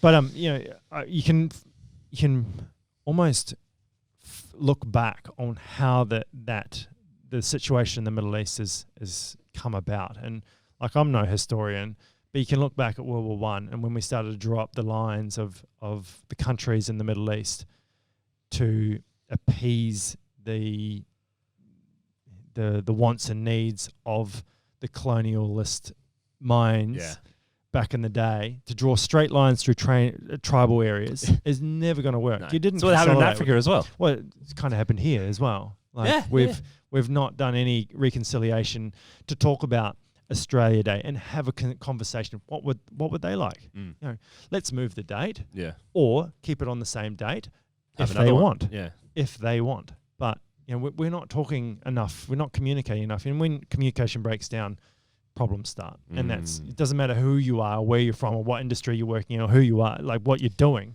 If you're not talking, you're not getting the job that's done. the key to a good team. 100%. And when you're in like they talk about these states, or the state Yeah. and the country as a team, isn't it? That's Yeah. when you represented Australia, you're a part of that team. You're all going to have that same communication the whole way through. all the way through. So, yeah, that like, And so you were in Afghanistan. How long? How long was your tour meant to be? so 6 months. So I deployed on the 12th of June, 2012. So exactly the same day, 6 years after me enlisting in the army. That's why it was significant. So after 11 months of training and, heaps and heaps of search, just learning, just training, drills, first aid, like just all that sort of shit all the time. And it was good, and it was, all right. But the training, you're like, fuck, let's just get on with it. I just want to deploy. Yeah. Because you want to do the job. And the reason Well, you've why, spent all that time training for something. 11 months of specific training, but in the whole 6 years of me being in the military, I've been trained as a combat soldier. I've been trained as an engineer. I've been trained as a combat engineer, and I wanted to utilize those skills. Yeah. So therefore, I was like, fucking, let's go. So I was pretty keen on doing that, and trying to be motivated about the deployment after 11 months of training. Like, it's hard, because we were up in Townsville for a lot of it. Yeah. Like, it just Grueling. in Woomera, out at bloody high Greenbank, Yep. just on the back of Enoggera Barracks, just Was it good training? Like, do you feel prepared when you leave? in Woomera. Yes, 100%. Why is that? Woomera, Why Woomera? Woomera is the environment of Afghanistan. Okay. Yes, minus the mountains. Yep. So it's dry. It's hot as fuck. Yeah. The ground is the same, and I think that's a big thing that people don't realize about the ground. Like, we get given these plastic fucking non-metallic Shovels. things. No, these pokers that prod the ground because we're looking for things. Yes. And it's like concrete. It's not going to work. It's going to break. It's going to snap. It's like made like, it's got a plastic tip and it's fiberglass. It's just breaking these Mine things. prodders, they're called. And they're just shit. Like, yeah, we carry Why them the fuck is it called a mine plotter? Like, because we're prodding for mines. I know, but if you hit a mine, don't you blow it up? No, because it's plastic, you see. But if you're very delicate with it. You're very delicate. Like, Okay, it's- you have to. I want to hear the process of how to discover a mine shortly. Yeah. Well, we should touch on that right Yeah, now cool. because the mine prodder, like plastic, you don't want to touch anything with metal because it's Static. Static, yeah. Yep. It might trigger a spark and a kaboom, and that's not. Is it not plastic ideal. or a special resin? Because plastic creates static. I don't know. Yeah, it'd be a special You're probably resin. right. Yeah. It'd be but then it's fiberglass further up, which anyway. And you like your product. You get on your belly, so you find something. You wave your metal detector over top, and you're like, oh fuck, there's something there. And you're like, oh, there's a bit of ground sign. Oh yeah, fuck, this looks pretty sketchy. So then you're like, oh shit, I might check this out. So you get down on your belly, And you're in no protective gear yet. you're in a helmet, you got ballistic glasses on, you've got your body armor, all that sort of stuff. You're not in a bomb suit because we need to be free. We're the guys that get shot at. The EOD guys, they don't get shot at because we've secured the perimeter for them, well, hopefully. Yeah. Jesus Christ. Yeah. So anyway, we're So we're prodding away at this thing, and this could be in the softest sand on Burley Beach. Who knows? Prodding away, and you hit something hard, and you're like, oh fuck, that's a bit weird. So you get your paintbrush out, and you slowly pull the sand back from this device or this object in the ground. And then You've done this as well, yeah? Yeah. We do 11 months of it, like just and on real things as well, not in training, but in deployment. And then you're then like, oh, far out, there's something that's weird that could be in like a bag, it could be in a container. So you're like honestly, if you were sweeping away sand and you expose a piece of metal, you're gonna want to see more. You can't just like, oh, fuck, there's an ID there or a Why mine. just run back and shoot it, blow it up, keep driving? Because you don't know how big that thing is or where it's facing. True. Yeah, it could be like 150 kilos with a bang, and you're 10 meters back going bang, bang, bang, and boom, you would do cartwheels. That would. Yeah. So like the next thing is to put your hand in to feel what it is, because if it's soft sand, the best way of feeling what it is being very, very delicate with your hand and feeling what it is, because when we're taught, especially at basic in our engineer basic training, we get taught on mines, and mines are very obvious when they're very manufactured, they're very purpose material, metal, plastic, they've got certain features on them. We do a lot of mine awareness, so there's a lot of there's thousands of types of mines, but all the main ones in Italy, those bastards, they're the largest producers of commercial mines in the world. What? Which is unbelievable. Like, but it'd be better. When I went Goddamn through Italians. There's all Italians. Goddamn Italians. Yeah, when I went through engineer training, that Lot of money. was what I was told. So I could be wrong now, but yeah, they make these real fuckers called I don't know what they're called. They sell them to anyone? I believe so, because they're a private company. There you go, mate. You now be water war. Just fucking start doing bomb running. I'm not Italian. I'm not a Mexican, bro. Sorry, Yeah. man. So they sell a what? I can't remember what it's called, but it's got these mines that you can drop them on sand. Say if you're walking on Burley Beach and you drop it on that type of sand, over a month it'll bury itself, because it's got these fins on it, and it sort of collects dirt around it, and then it pushes itself in by itself. Just remote or just by the environment. Just over time it'll wind and wind and sand, it'll just bury itself, and then by time, and they're like, they got these fins on it. I can't remember what they're called. How deep do they go? Like just below the surface to get out of the wind and sand and stuff. Yeah, and then they buried themselves in it, and they've got big ones as well, and they can do the same thing. So yeah, who the fuck designs this shit? It's insane. Clever. Yeah, and then we've got all these remote things now, and but so that's the sort of shit, and you like pull it in, and then you expose enough to be like, okay, that's what that is, and then you actually pull a camera. You never take your phone. You know, your phone over there. So you got a camera. You always got a camera in your kit. You take a photo of it. Is it like a Polaroid camera? No, it's like a literal digital camera. Oh, digital so camera. it's still out of electric there. Yeah. Olympus camera. Yep. Boom, tough camera, bang. We have to buy them ourselves, which is shit. What? But Are you fucking kidding me? Yeah. But let's go back a bit. Remember I was talking about how the dirt could be concrete? Yes. You're not going to go through a fucking mine product. It's going to snap. Yeah. So we all bust out our knives, and we just boom, punch in the ground with knives. Just a bench made. Well, yeah, I had a bench made. I had a bench great. made. Yeah, fucking can't remember The little quick dagger ones. Oh, I can't remember what it was called, but I fucking love that knife. Yeah, they're great. They took it off me when I got hurt, so I was like, because I couldn't send a dangerous weapon back. Dangerous weapon. Yeah.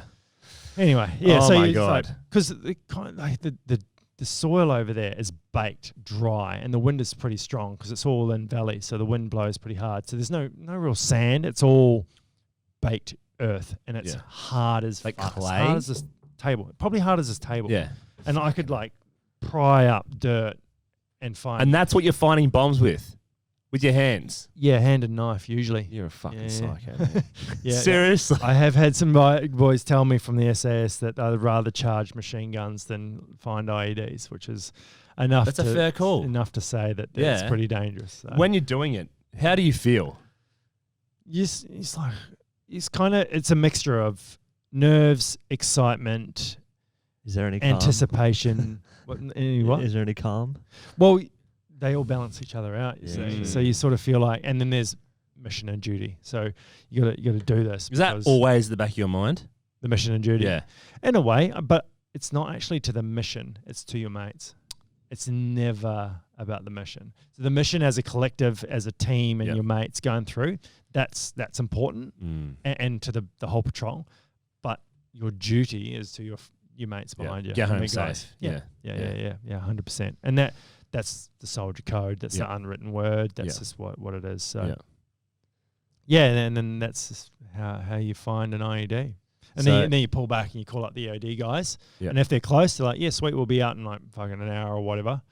If they're not, that's what Livo, my brick commander, was qualified in EORs, which is explosive ordnance reconnaissance, which is like a very, very basic course in EOD. So he can go up and place an explosive next to him, which is pretty much what he would do most of the time. And fucking would pull out the vehicles or a hard wall and blow it up. Yeah. And get rid of it. So. Yeah. My brother-in-law is specialised in EOD, so that's some good stories from him. So That's good fun. It obviously depends on what you find as well, because it could be daisy chained. Yeah. Which means they're like Rigged up, IEDs, IED, like linking all the way down the path or down the road or around a corner or maybe back to the hard point. You just don't know what's there. So that is insane. There's many different types of IEDs as well, and it's probably too many to go into. But the main one was a pressure plate. So you drive over it, step on it, it will go off, and depending on the weight of whatever is required to set it off is what you need. So, and that's the one that we'd find most often. So out on tour, you've been out, it was 3 months? Mm-hmm. Tell me about this day. Yeah, so 3 months. As I said, we were in Afghanistan. We didn't really feel... There was always like this sense of danger, but it was never there. It was almost like a stereotype of the country. We felt like it, or I looking back, I was like, well, is it really there? You know, like generalization. Yeah, we wear our body armor and we feel tough and strong and safe within this confines of our vehicles and our body armor and whatnot. But then pushing forward, it was more like an experience. You know, we were excited to go out and see something new or get the job done and get home and fucking chill out and watch a movie because we're knackered. You're working pretty hard. So Afghanistan being in a mountainous country, landlocked country, it's very, very high. We were working often at like 3,500 meters above sea level. It's like 45 degrees. So you guys are fit as well. Yeah. We're fit before we went because we were working in Townsville and it's like... Altitude though. Yeah. Oh, yeah. That altitude fucks you up. Yeah. So, I just... It was like hard work, but equally physically rewarding and by being able to work in those conditions and work well as too. So the thing about my deployment and our team was that we were like slotted out into different regions. It's an Aussie term. Yeah, slotted just out. slotted out everywhere. Go on, get it out. So we were my team was based in Tarankat, which is the main big base for the airstrip and everything, all the hospital and logistics were based out of there. Postman would come there. We got a cafe, which is sweet. But the other bases were mentoring teams, so they were like they were a mentoring team. So they were out of the forward operating bases or the patrol bases, and they're working with there might be 100 guys out there. So they're a company size group out there, and they've only got one engineer section or one engineer brick based out there. So when they do a large clearance in the area, they want to boost to their ranks and boost to their mobility. So they bring in another engineer team, and often it was my team that would get attached to them, and we became very good at being attached to another mentoring team. Mm-hmm. So we'd go out and be attached to them. We'd get put into this shithole of a situation where we had to do what we assumed we perceived as more work than the home engineer team, and having to work harder and with less resources because we didn't bring our whole kit with us. We just bought our traveling kit, and we would start finding more stuff. And I should go back a little bit because there's two types of patrols in Afghanistan for everyone. There's a route patrol for an engineer. A route patrol is when we're searching on the road, going down the road. Yeah, Yep. simple explanation. The other one's a clearance patrol, and they're the big ones. They're the ones that we want to influence the area, influence the locals, clear out any opportunity for the insurgents to wage war. So that is the best type of patrol because we can't quite be targeted because we can be very, very random because you're going along a route. Yep. It's obvious where we're going unless you can get out into the desert. Yep. On a clearance patrol, we can bounce around to this person's house, ask him where he was, and where's his son or whatever. It's usually the Afghans that do the not interrogation, but the questioning. Mm-hmm. And then, moving on, like moving down, we found a rocket in your haystack. Whose is it? Where did it come from? Come here. We're going to biometrically scan you. So every fighting age male we'd come across, we'd scan their fingerprint. Really? So you're collecting data all the time? Collecting data, and then the shit that we'd find in the ground, like RPGs, rocket-propelled grenades. In their houses, or? No, I never found anything in anyone's house, but we found it like outside their house. Okay. Yes. And that's their crop. Plausible deniability. Exactly. Like, well, I don't know anything. I was asleep, bro. It's under my doormat. I don't know who the fuck left that there. Sometimes Whoever left it, justified excuse as well, because these people were like, "Oh yeah, come on into our house." You're like, okay, all right, sweet. Like their wives are there. We can see their wives, and that's very rare, untraditional. Yeah. So not see their, not the skin, but they're wearing their normal in-house clothes, cultural, traditional clothing, all that sort of thing, and that's nice to be welcomed in, to be able to search and go through the job, and they've been living in a war zone for so long, and then moving on, but we'd find these things, then we'd send it back to the forensics team that we had in Tarankout, and they'd fingerprint everything, and then we could get a database and then go and prosecute who we needed to and target people, and that's generally what the special forces were doing. Do they have courts and everything at the time? Or it just yes, sounds like they do. No fucking government at all, no judicial system. They do, yeah. And when I was there, they did have an observational Australian observational team that sort of helped them process their convicted felons or whatever you want to call them, or terrorists. So making sure that process is done with due diligence and it's ethical and professional and having the right evidence to prosecute. I think that was really important, and that's what I saw. I didn't see any of the stuff that we're hearing at the moment about the SAS and I was going to ask kill counts before we get to the next stage about that, because how is it as a soldier where you're going through something so fair through one way, but it's not reciprocated back? Yeah, I guess you have to think about the time in which you're there, and hopefully you can make a positive influence. And I don't. Yeah, it's hard because being a 24-year-old male, that's Dude, I was just thinking the other day, I'm like, cruising around thinking you can shit. Yeah. Because no one's going to touch us. We've got Apaches flying over us every 2 days. And you got jets flying overhead every day. And they can shoot at us all they want. Yeah. But you're going to get fucked up, son. Yeah. You feel pretty powerful. Yeah, cool. You feel very confident and you feel very safe. Is that deliberate from the military to help give that bolster the confidence on the ground? I think it's both. It works both ways. It's a show of force. Scare the fuck out of everyone else. It makes you feel confident to do what you need to do. Yeah, cool. Or do whatever.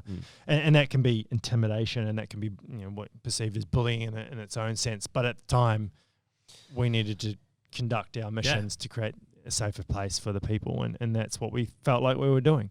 And like people were saying, witnessed. I didn't work with the SAS or the special forces and see them operate. They're in a base like just on the other side of the fence to us, and they were segregated because of their anonymity. I would say is probably the best way, because we took a lot of photos because we needed to of the ground of our locations. So when we find an IED, going back to that, we'd take a photo of what we found on the ground, but then we'd take like photos of like east, west, north, south, and that it doesn't matter who's in there. Whereas you don't want the special forces and what they're up to. Yeah. But in all, we always take the piss out of the SF because they always put those black strips over their face or blur their face out. And you're like, is it actually necessary? Like we're the ones busting in their door saying, have you got any weapons? They do the same thing, but they do a lot more ferocity. Yeah. But you're not allowed to grow beards either. No, we're not. No. No, we got to shave every day, mate. That's it. Yeah. So we have a few SAS boys who use their products. Well, that's good. It's good. Yeah. They always pick them out. But so in that time in Afghanistan, we didn't feel like we were conducting ourselves unethically. We saw some good work being done by the Afghan forces as well. Mm-hmm. Probably the most inefficient time to be in Afghanistan as a soldier is during Ramadan, because they don't want to work during the day. In the heat of the day, they don't want to drink water. They don't want to eat. So they would get up at like 4 a.m. before the sun comes up. They'd run on the patrol, and we'd try to keep up behind them because they wanted to be back to eat before sun comes up. Wow. Then they could fast during the day, which is, super dangerous. Super dangerous. We weren't running behind them. We were just like, see you guys later. Peace out. See you guys later. Oh, there's that ID up there. Yeah. Oh, yeah. man. But they were good. Like when we were winning Ramadan, it was fun, like pretty funny. Like they were good to work with and awesome. all that sort of stuff. So, and so we get to you're on tour. Yeah. Tell us about this day. Yeah. So what date was it? So I'll give a bit of a lead up to it. So we're halfway through. It's in August. We're in between. We're on a clearance patrol, as I was saying. Big operation. There's multiple different assets moving about in the area. We've got what we call a QRF, a Quick Reaction Force, that's based on this patrol base Anaconda, which is American Special Forces base, Green Berets, and we were tasked to re-establish this checkpoint that had been overtaken by the insurgents, from the police force, and they'd been pushed out because they would go into town to get some stores, and they hit an IED, and then they come back, hit another IED, and then they go out again, hit another IED, and there was just fucking vehicle wreckage everywhere, all over the place. It was just everywhere, and you're like, far out, this place is gnarly. Like, because we were up in this Kazuruzgan, which is the far northeastern corner of the Uruzgan province, and it was very remote. Took us 2 days to drive there from Tarankout, and there was obviously the special forces are working up there. We're like, obviously this is pretty gnarly. We didn't work with them. We just had a little chat to them about what had been going on, getting a bit of intel. I didn't personally, but the rest of the team, the commanders did. Yep. And they said, once you go past this hill, you're probably going to get shot at. These guys roll around with like up armored dune buggies with miniguns on top. That's the type of kit they're using, and they didn't have any helicopters. They had portable mortars. This is what the special guys. Yeah, the Green Berets. The American Special Forces. Yeah. They were rocking around with these ridiculous Humvees that they didn't quite look like Humvees because they've been stripped down and then built back up in a way that made them very safe and as safe as they could do. But these dune buggies were exceptional, like the big V hull on them. I don't know if they put extra armor on them, but they had miniguns on top and rocket launchers strapped to the side. And Jesus. Anyway, they're like, when you go past this, you probably only get like maybe 100, maybe 1,000 meters at max, and then you'll run out of ammunition. You'll have to come back. And I was like, what the fuck? Like, I'm going to be looking at the dirt. Like, what? Oh, my God. So they were like, it'd be pretty gnarly. And I was like, what? Like, I didn't come here to do this sort of stuff. All right, anyway. All right, so the patrol commanders are like, we're going. We're like, oh, far right. All right, cool. So, 5-day patrol. On our way out, we come across like this, like blast craters everywhere, like asshole to breakfast. It's Mars. It's Mars. There's like a blown up, like ripped up Hilux ute that was the standard issue of the Afghan police force, and just torn to shreds. And I got a photo of one, and my mate standing in like the the engine housing of this Hilux because it's fucking wrecked. Yeah. And you just see like, holy shit, there's a lot of IEDs gone off here. And you're like, all right, well, this is pretty gnarly. So like I was saying, it didn't feel dangerous when we were there, but this felt dangerous. Yeah. Like, all right, we need to start being Do you really... had a gut feeling?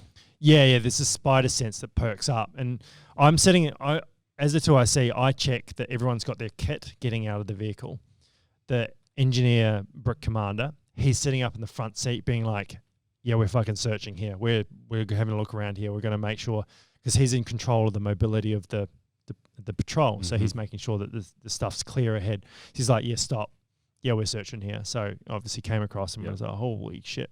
Probably should have started Way before back. maybe. But in hindsight, you don't know what's around the corner, because we just came around the corner and was like, holy shit. Like, no idea. And before that, we didn't see anything. So how do you know? And then that's the art of being safe, I guess. But it's one of those things that's really difficult to know. And, Livo did a really good job by guiding us through and always searching where we needed to, because we found what we needed to and our vehicles were never hit. So, it's good on him. So, so as we moved forward, we found our first IED of the deployment. We'd found a lot of cached weapons and IED componentry, but never one set up ready to go off. And we found them by finding the battery pack. So an IED is set up by, it's explosive, it's trigger, it's battery pack, and that's pretty much it. Like, it's a triangle. Sometimes there's another thing in there that you might want to throw in, like a radio receiver. Yep. But at the same time, it's not easy to find or see or understand how they've set these things up. So this IED that we found had no metal in its device other than the batteries, which were way off to the side. And that's how we were finding the IEDs. So we'd come in and we were like, fuck, I don't know what's there. So they're pretty advanced in their bomb making They skills. used carbon rods. So they just like sliced Where the open fuck do they get them from? D-cell batteries everywhere. No way. Yeah, you can slice open the aluminium from the off the battery and then slice out a carbon rod out of that, and that's your carbon rods. So they're conductive because it's electricity. Wow. Yeah, you wouldn't think. They're very, very smart. Do not get me wrong about the rudimental and No. Yeah. Well, they had They're pretty just- They're smart. Yeah, well, I was looking at marketing. One of the biggest case studies is ISIS actually employed Stanford graduate Afghans to do their marketing for propaganda. Like, they were brilliant. Smart. Yeah. Yep. So anyway, you've finding Yeah. these carbon rods from So the battery carbon packs. rods, they yes, they're metallic in nature because all natural minerals from the earth kind of are, but our metal detectors are not that sensitive, and we don't have the time to be that sensitive, if that makes sense. Yeah, absolutely. So if you're finding something that's going to pick up a carbon rod, you're literally like, your metal detector is going nuts the whole time. So it just doesn't work. So anyway, we find this IED, we sort of clear it out like I was explaining before, and we call up the EOD guys, and they get paid a little bit more than us to specifically deal with this thing. And they've got the kit, they got the skills. All right, sweet. Call them up. They come racing out. They don't put on a bomb suit. They just go up with a robot and then like, oh, you check it out. And they actually manually go up because it's a little bit, well, manually meaning walking up to it, having a look at it. Oh yeah, cool. Yep.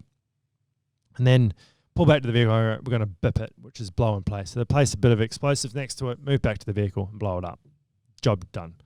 They cruise back to the base, and then we go forward another probably 300 meters. Then we find another one. How long is this time frame? About 2 hours. It's Fuck, a long time. yeah, Because like okay. I was saying, it's a clearance. There's a lot of assets moving Yeah. all over the pace, and they need to be central to those other assets moving. So Okay.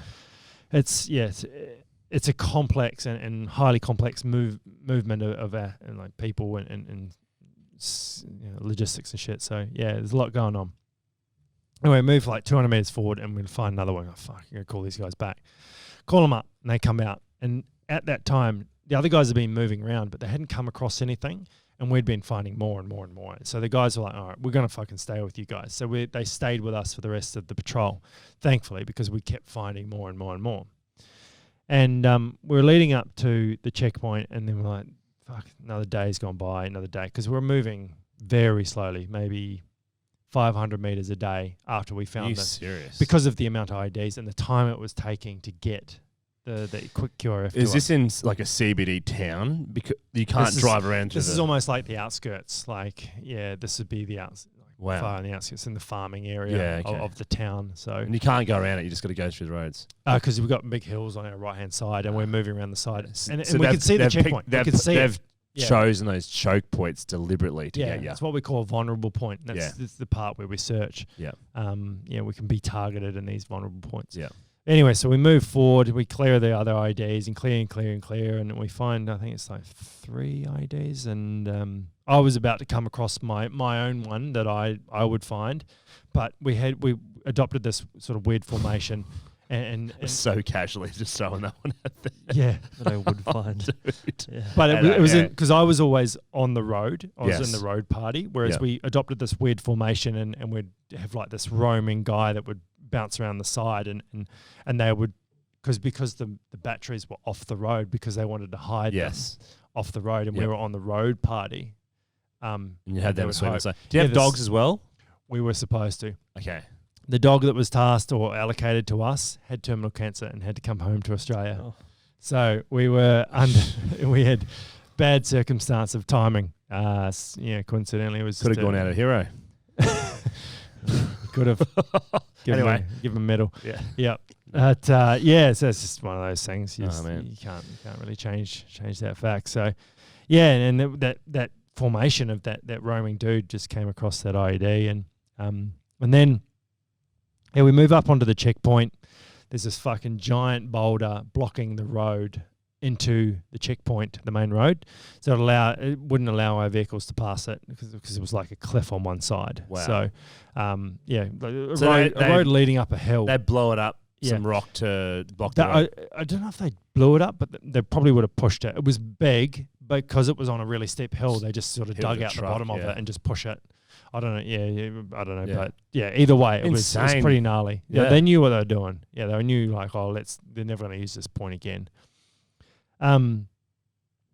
And yeah, so we moved up. We found another little track around the side, and we set up our harbour, our strong point, our defensive position overnight. And we had a really good patrol commander that understood that the engineers were working like 14 hours a day in like 45, 40-degree heat, carrying 15, 20 kilos worth of kit, working at 3,500 metres above sea level, and understood that fatigue was going to get in.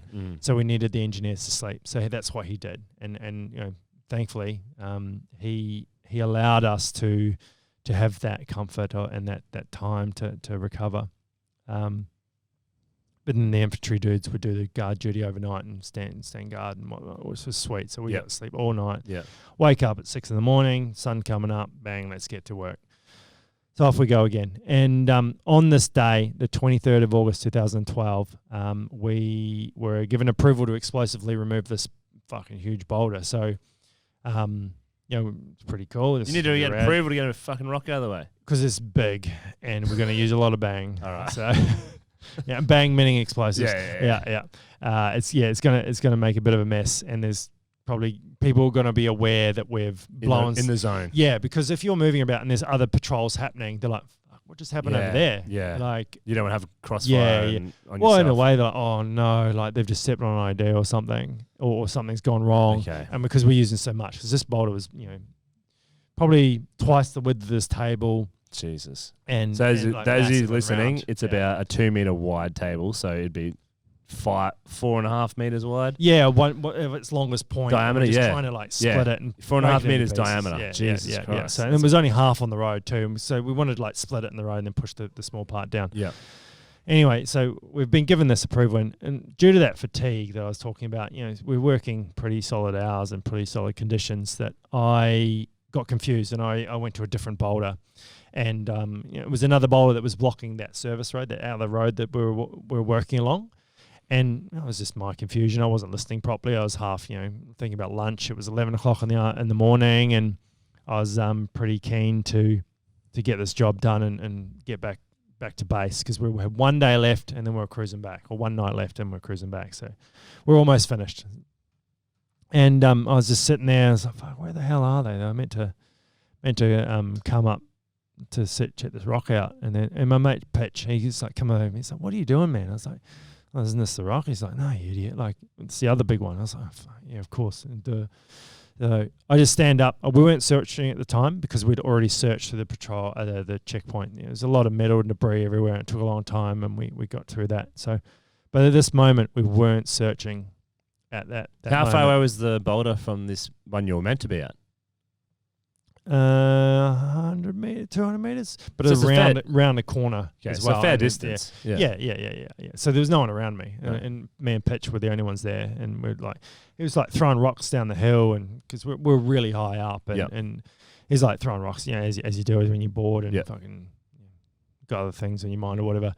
And I was like, oh yeah, sweet. So I was just picked up my shit and started walking, and Pitch was like, oh yeah, well, cool, I'll follow along. And he was like 10 meters behind me, and like.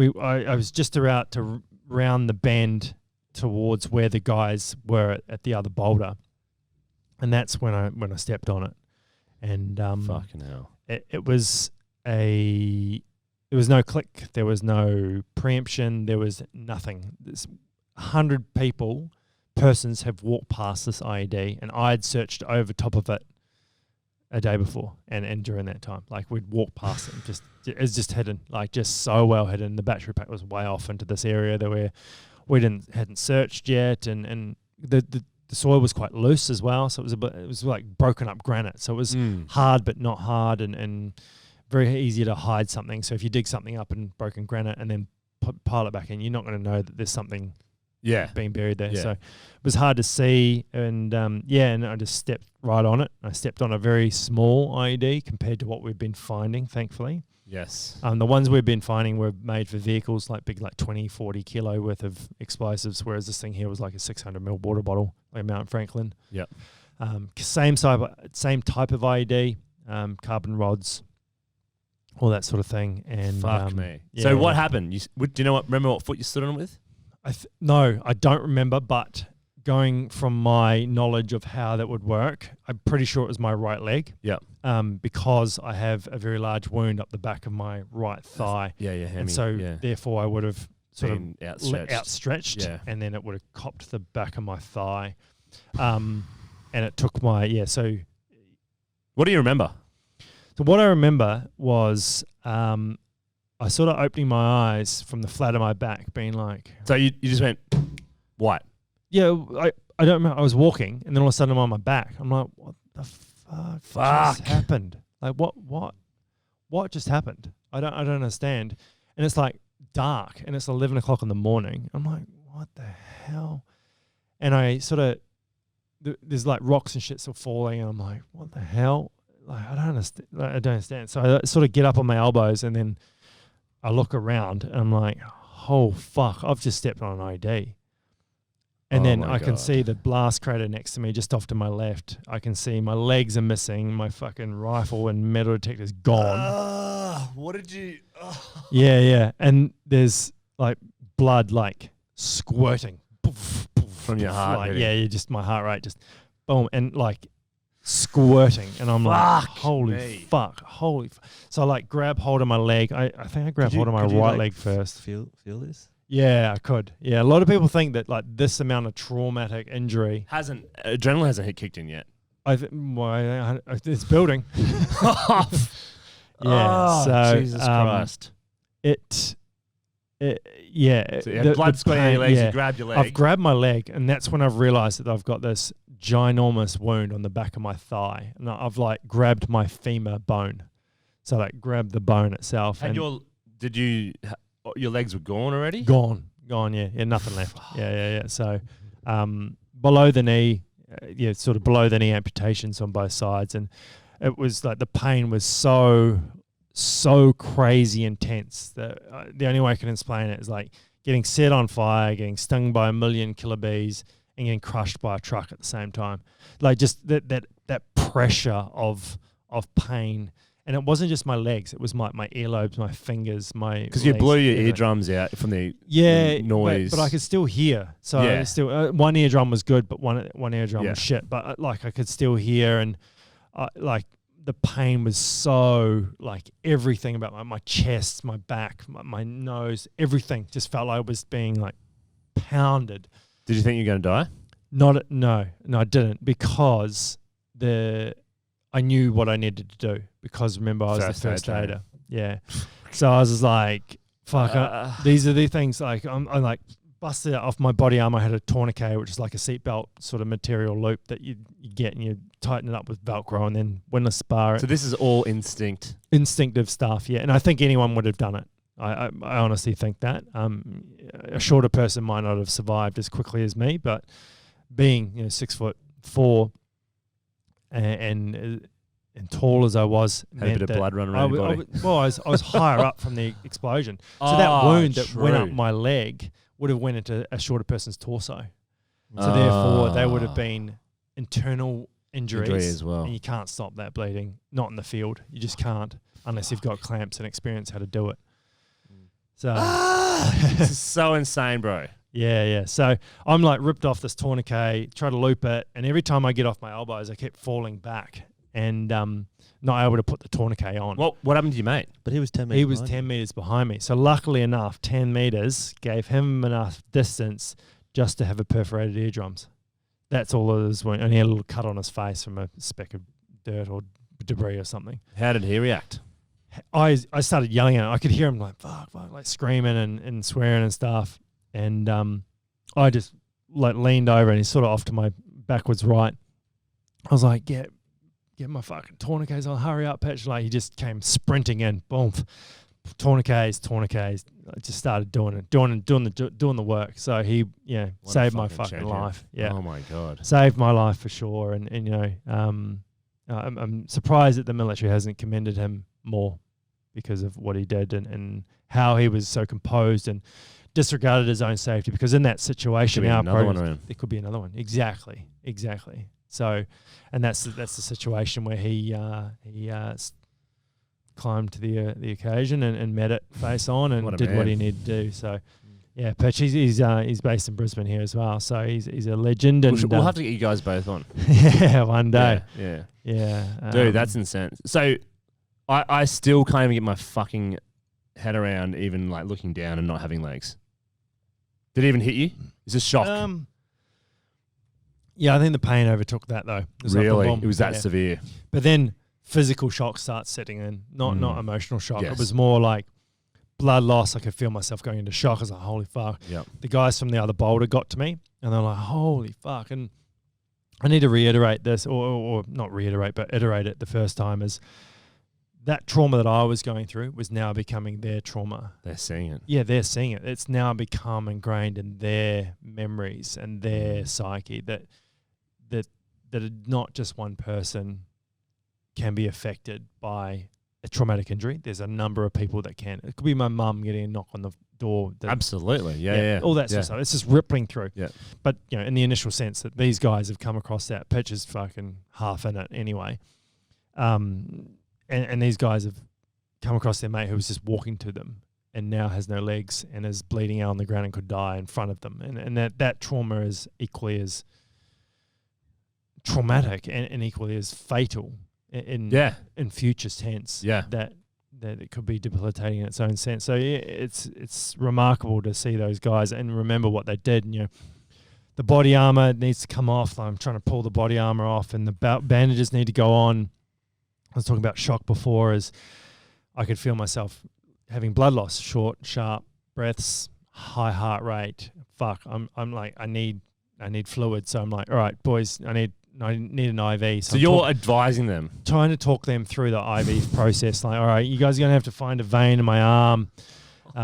Getting all the shit sorted out, and like they've busted their bag open. It's just shit going everywhere. What we call a kit explosion. There's just shit everywhere. Oh my God. So, yeah, because they're fucking... Well, think about a first aid kit. It's all neatly packed in there, and when you need it, you fucking need it. And it's like, boof, just shit goes everywhere. So it's funny. But, just boof. Oh, no, we need all this stuff.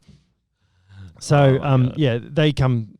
So they start getting it ready, and then from the vehicles, who are like 800 metres away, another combat first aider, same skill as me, he's come in, and he's like, far out, taken over the scene. He's sort of taken over the IV, the really important part, and starting to sort of he's really focused on that, and the boys are like, fuck, what do we do? What do we do? And I was like, oh, some morphine would be sweet, eh? So yeah, yeah.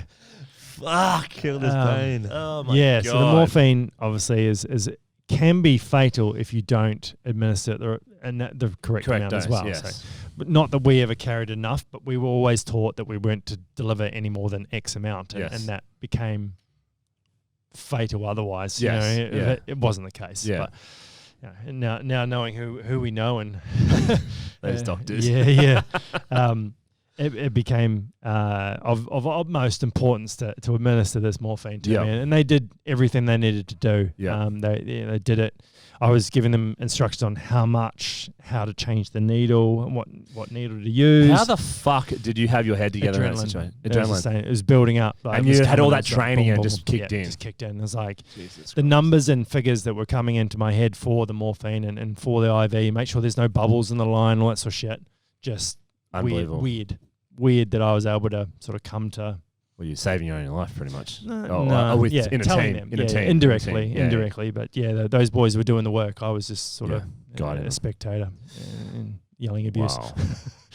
But, yeah. So, When it happened, did you just scream out "fuck"? yeah. Oh yeah. I was swearing. Yeah, I had a potty mouth for sure. Yeah. Oh my God. So that happened. All your boys come over. Yeah, Helping you started out. doing it. What happened? Oh, What was? And I was how like, long was this? Was like 2 minutes on the ground, or was Oh, this? Because it would have seemed like an yeah. hour for This would have been probably 10 minutes, or maybe probably shorter.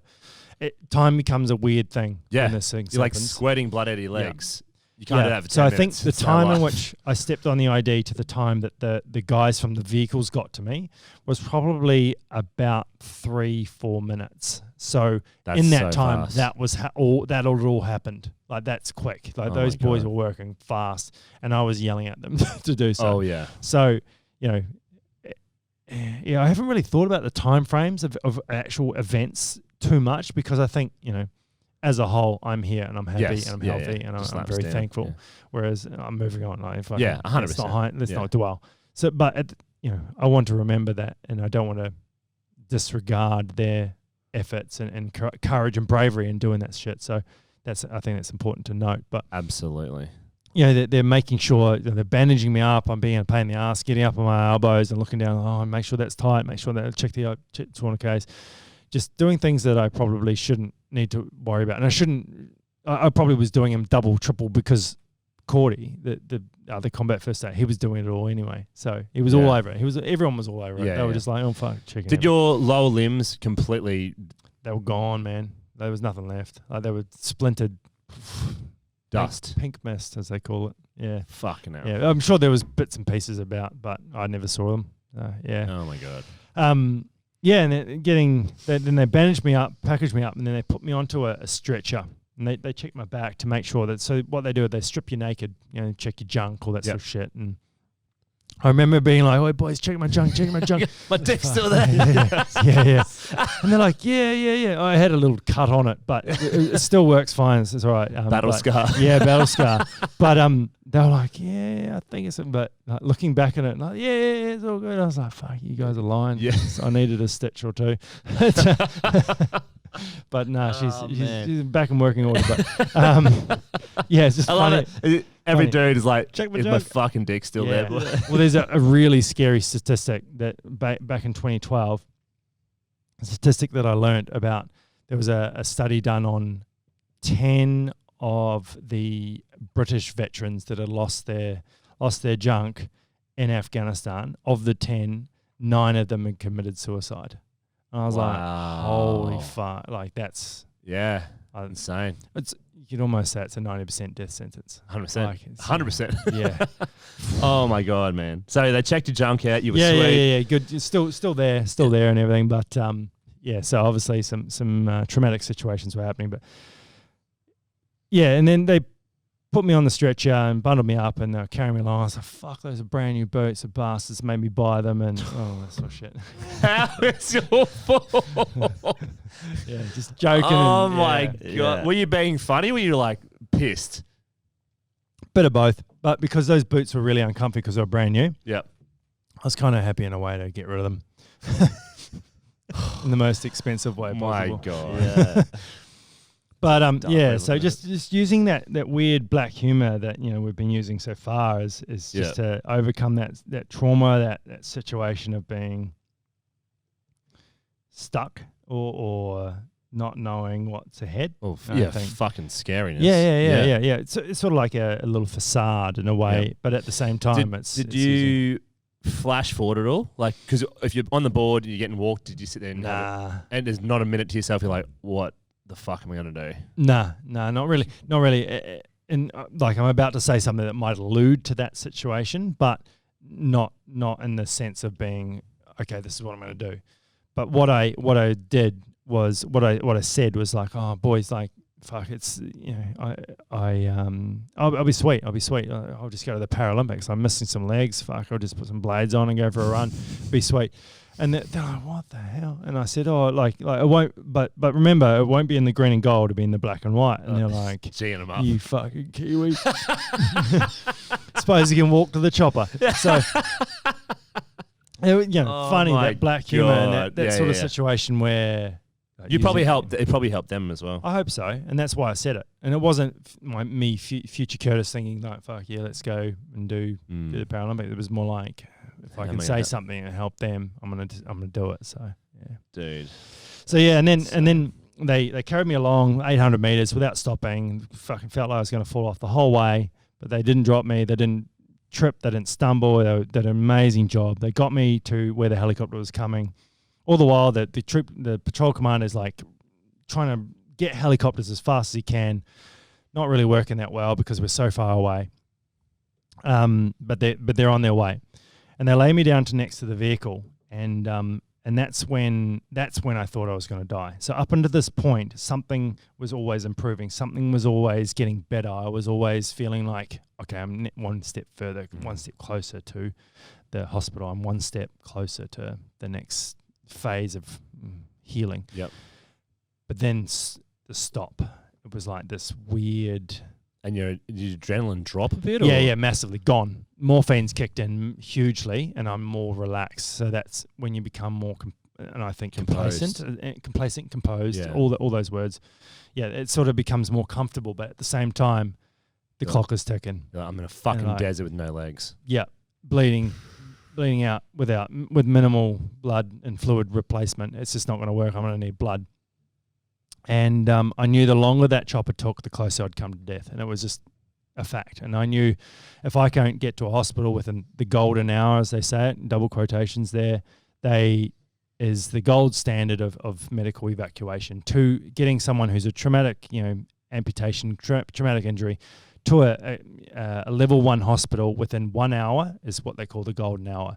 I was a little bit outside that hour, and I knew that it was going to be touch and go here. So I started to get worried, started to get, a bit emotional. I was a bit worried that, I wouldn't make it. I was worried about death, What did you talk about? Do you remember? I just remember being like, fuck, I don't want to die. I don't want to die. I don't want to die.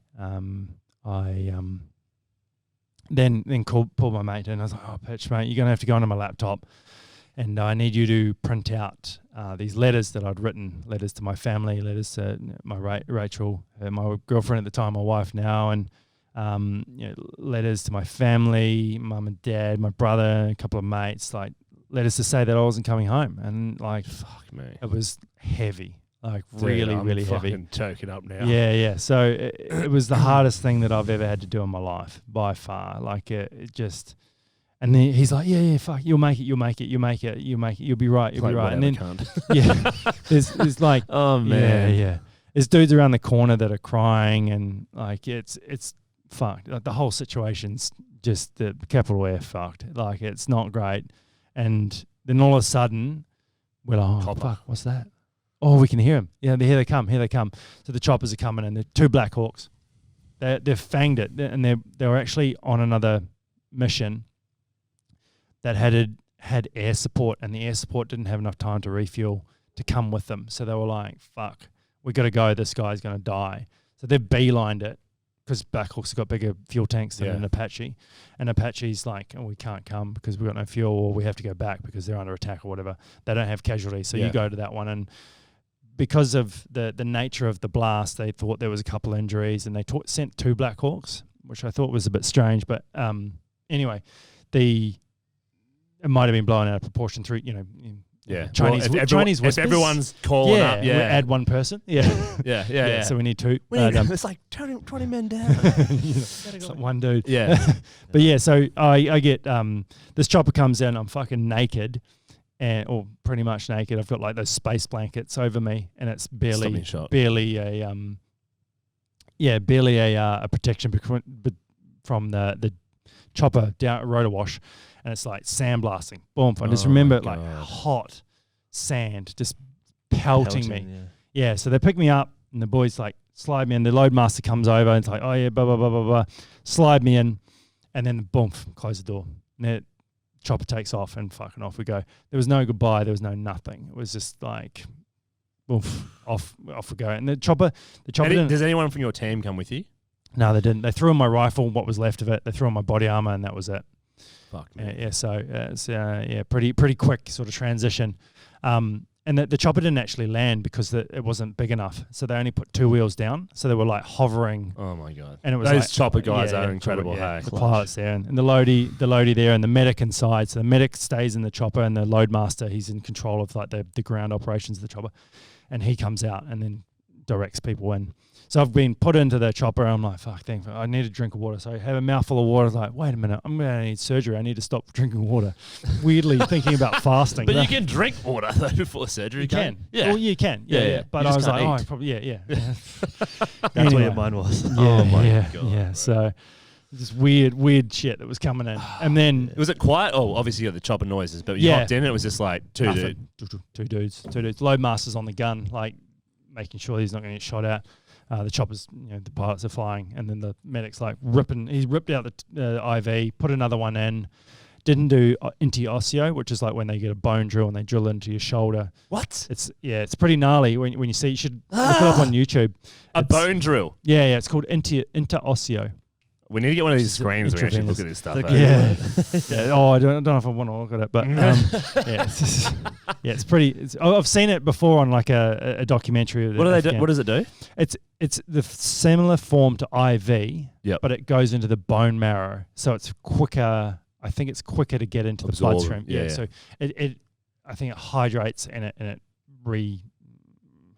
distributes. Yeah, fluid into your body faster if they can't get vein access. Okay. And you were already low blood pressure from losing much blood. Kids get them quite often because kids are quite hard to cannulate if they're in a shock situation, and they get them in the shin, which is weird. Oof.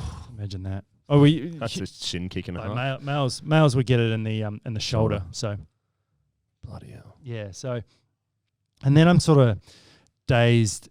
I'm like, thank fuck, like I can relax now. Like this. Did you think you were safe then? He's a full blown medic. He's a special forces medic. Yeah. And I'm good to go. I actually met him a couple last year. The medic. Wow. Randomly at a conference. And so just weirdly, like he actually got a medal for, and the chopper crew did, an American citation for their action and getting there to me as fast as they could, and going without air cover and breaking off from the Apaches and all that sort of shit. So obviously you don't want a chopper to go down. It's a bad day. Yeah. But yeah, so like I'm in and out of consciousness. I'm sort of dazed, starting to worry about, I started to cry and all that sort of thing. Obviously, emotion starts flowing, especially when you think, like, thank fuck, that's I'm safe. Overwhelmed. I'm safe. Yeah, I'm safe. yeah. It's like happy cry. Yeah, I'm safe. So and then I sort of come to, and I'm being like pulled out of an ambulance. And I've sort of reached out and I've punched punched this dude in the chest, and it turns out to be like the senior soldier, like kind of like a lieutenant colonel, but like his offsider, but he's in control of discipline for our unit, for our regiment.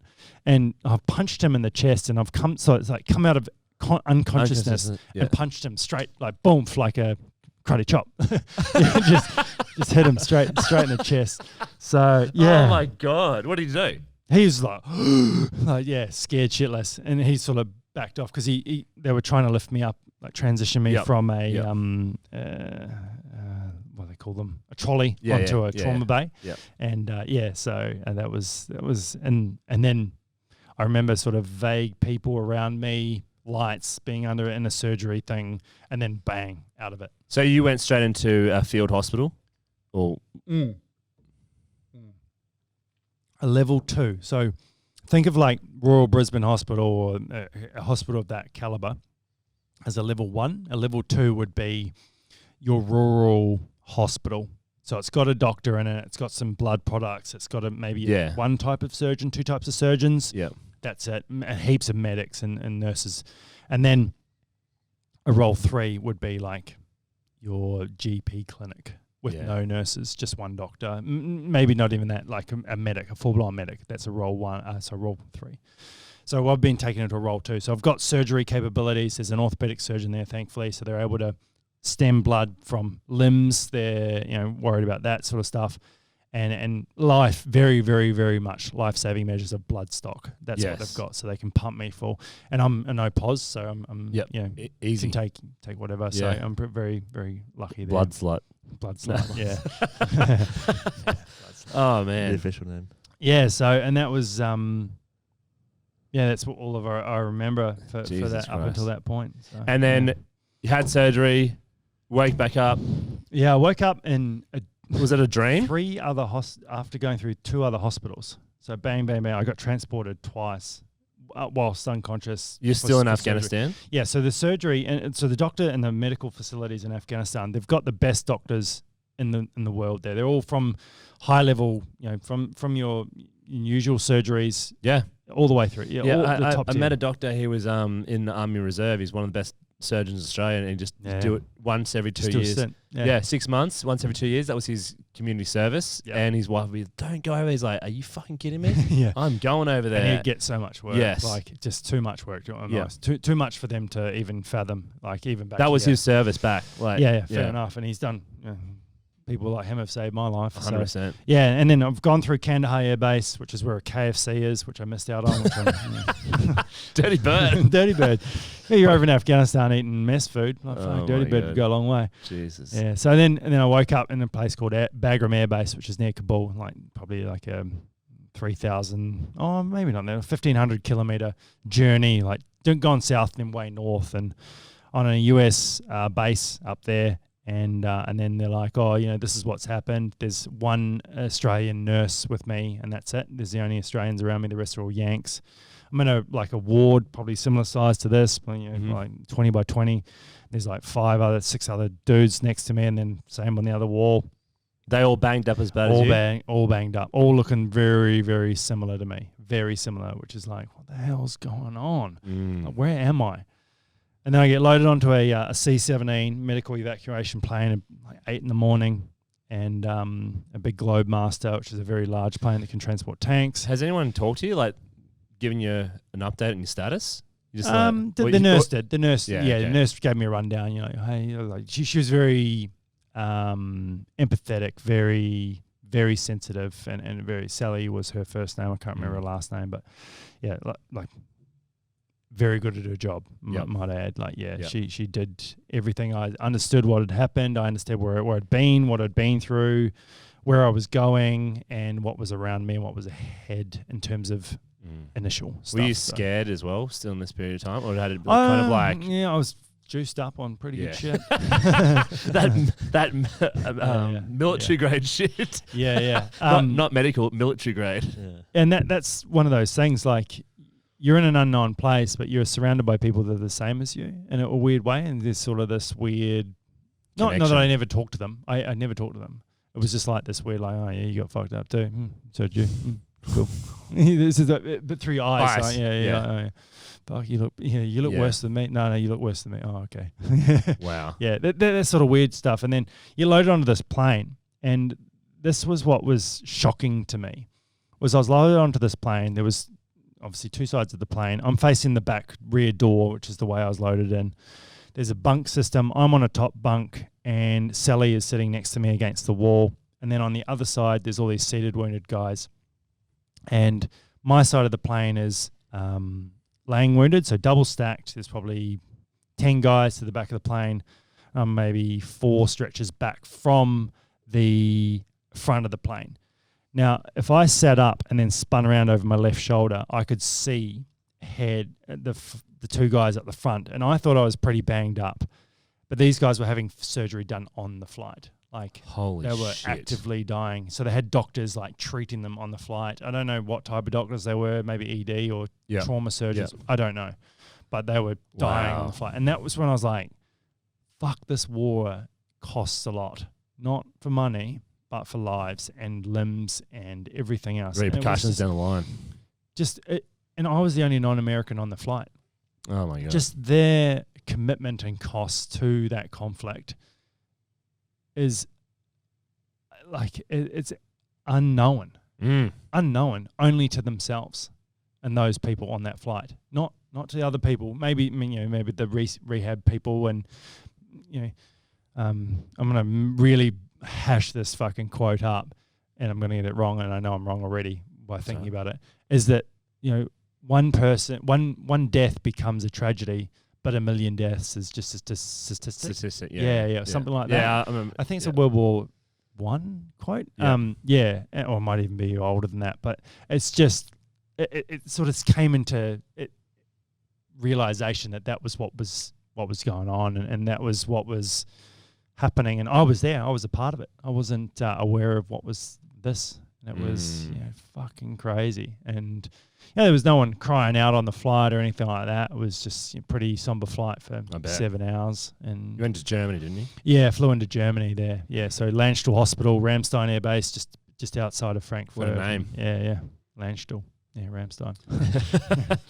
Wow, man. Yeah. So, and so in Germany, then you go back.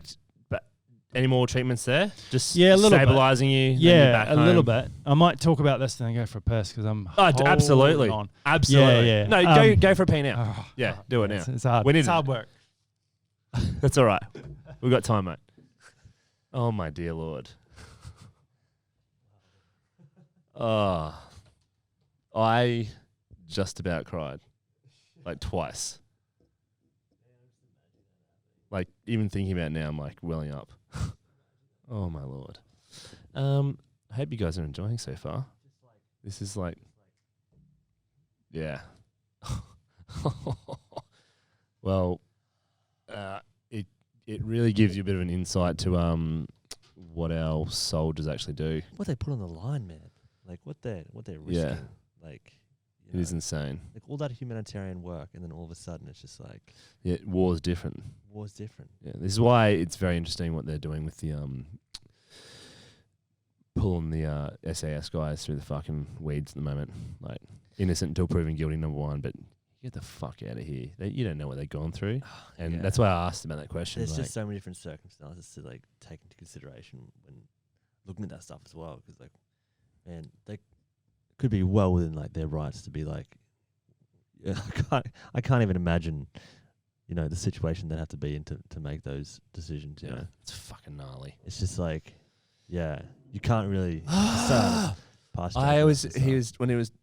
When Kay was describing his legs was blown off and then there's blood spurting. I'm just like, I was gonna ask him what his mate saw from behind him, but I guess he's probably caught it as well. 10 meters, that's not even that far. That's like, from here to that wall over there. I know. Yeah. Oh my God. Yeah. Guys, if you're enjoying this, please like and share because people need to hear this. Comment, share it with a friend. This is something that I really believe is a story that needs to be shared because you don't get to hear the inside in a long form like this very often. Yeah. So here he is. Sounds like a movie, man. Well, didn't they make a few movies out of it? Of different ones? Not your in particular one. We're just talking about, like, as civilians and never... You see movies and stuff like that and you're like, yeah. And there's no concept. Nothing you could ever... Of reality. Yeah. Like, you think you know, but you don't. Yeah. And like... You don't know. You talk about...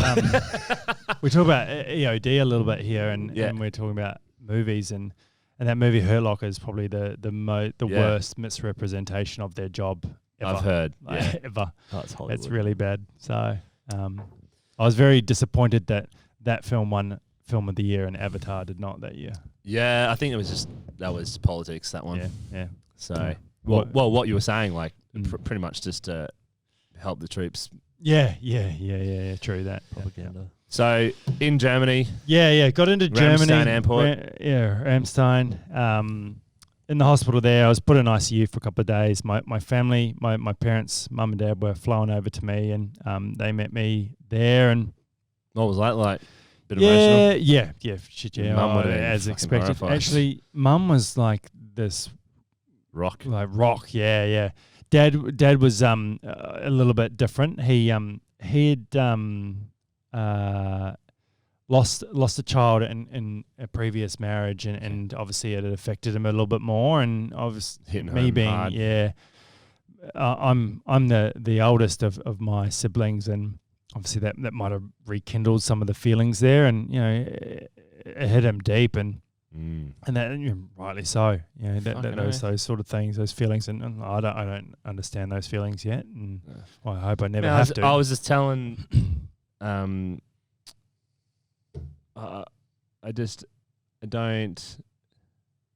can't comprehend it. I got almost hit up twice. Yeah. Yeah, it's insane. It's insane. Yeah. It's hard to tell a story without passing on emotion, which is you weird. got emotion as well. Like, how can you not? Yeah, and it's those sort of things, and I've shown a lot more emotion than what I have tonight. So, Yeah. but at the same time, my parents were very good though. They were they were very there for me and caring, and as much as Rachel wanted to be there as well, it just the logistics of getting her there. She was currently on a remote placement in New Zealand, and it was very difficult, her being a Kiwi and not an Australian citizen, to get her onto an American base through an Australian military. It was Weird logistics. Hard with a passport that doesn't work. It's a different country and all that sort of stuff. And it's just hard. So and then I bet your mum and dad hugged you like you've never been hugged before. Yeah. But at the same time, like, I've got fucking leads and cords and all sorts of shit True. hanging off me. So it's a little bit like, I don't want to knock anything out. But so I was in ICU, pushed through that, had a very, very, very attractive American nurse. Holy shit. Like, I remember her very well. Don't remember her name, so if you're out there. No. Get home, Rachel's like, boom! Yeah, no. I've told her about this nurse, but Yeah. She's lovely, and she actually followed me onto the ward. So I think they do a bit of a rotation there, and she might have just asked to follow me along. And it must be hard for those nurses and doctors because they see these soldiers come in and like the most horrific injuries, and never ever see them again. So as long as they can, if they can follow that soldier through their care as long as they can, get a bit of closure. Yeah. So I think that might be what she was up to. So, she was nice, and all the doctors were looking after me really well, and a medical transition team came over from Australia, military one, but they're all reservists, so they're all specialising in transitional medical care, and they're all ICU nurses and doctors. As it turns out, right now is one of them is Rachel's boss. So no way. Yeah. Are you kidding? Small world, eh? Wow, small world. That's amazing. So got upgraded into first class, and I don't recommend stepping on an IED to get an upgrade. But no, that's an expensive ticket right there. Yeah. So shit. It was nice to be taken home in comfort, because it's one of the few seats in the plane that you can fully lay down, and Yes. Emirates first class is pretty top notch. And Yeah. I remember the doctor, might stitch her up here, but she was like, you can have a drink if you want. And I was like, nah, the boys aren't having a drink, so I'm not going to have a drink. I'll wait till they get home. 3 months later, so I'm going to abstain from that and push on. So obviously I remember being on the plane being like, I need to write down all my memories right now, Before you forget. Before I forget. I'm not thinking that I'm going to die. I was just like, if I forget this, I need to write these things down. And some of the things I wrote down were completely inaccurate, because I've gone back and talked to the boys about them, and the boys are like, it was the other way around, man. Like, or that never happened. Like, you did this. I was like, oh, did I? Oh, okay, all right. Interesting. Yeah, they were obviously. Who knows? Because that's their recollection as well. Yeah, but there's 3 of them, and they were like, that didn't happen. Bro. I was like, okay, cool, that's enough. Oh man. Yeah. So you got home. Got back to Brisbane. And you said you were going to be an athlete already. Were you still? That's just gone now. That was just like passing comment. I was like, maybe not. Yeah. And then sort of I had a closure of surgery there. I had some plastic surgery at Royal Brisbane.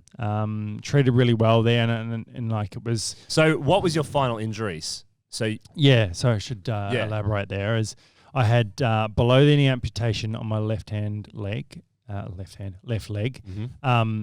I had a below the knee amputation on my right hand leg, but the below the knee bones, they were all shattered, and there was just too much metal, and it doesn't go well under skin and all that sort of thing. So they just they cut it off.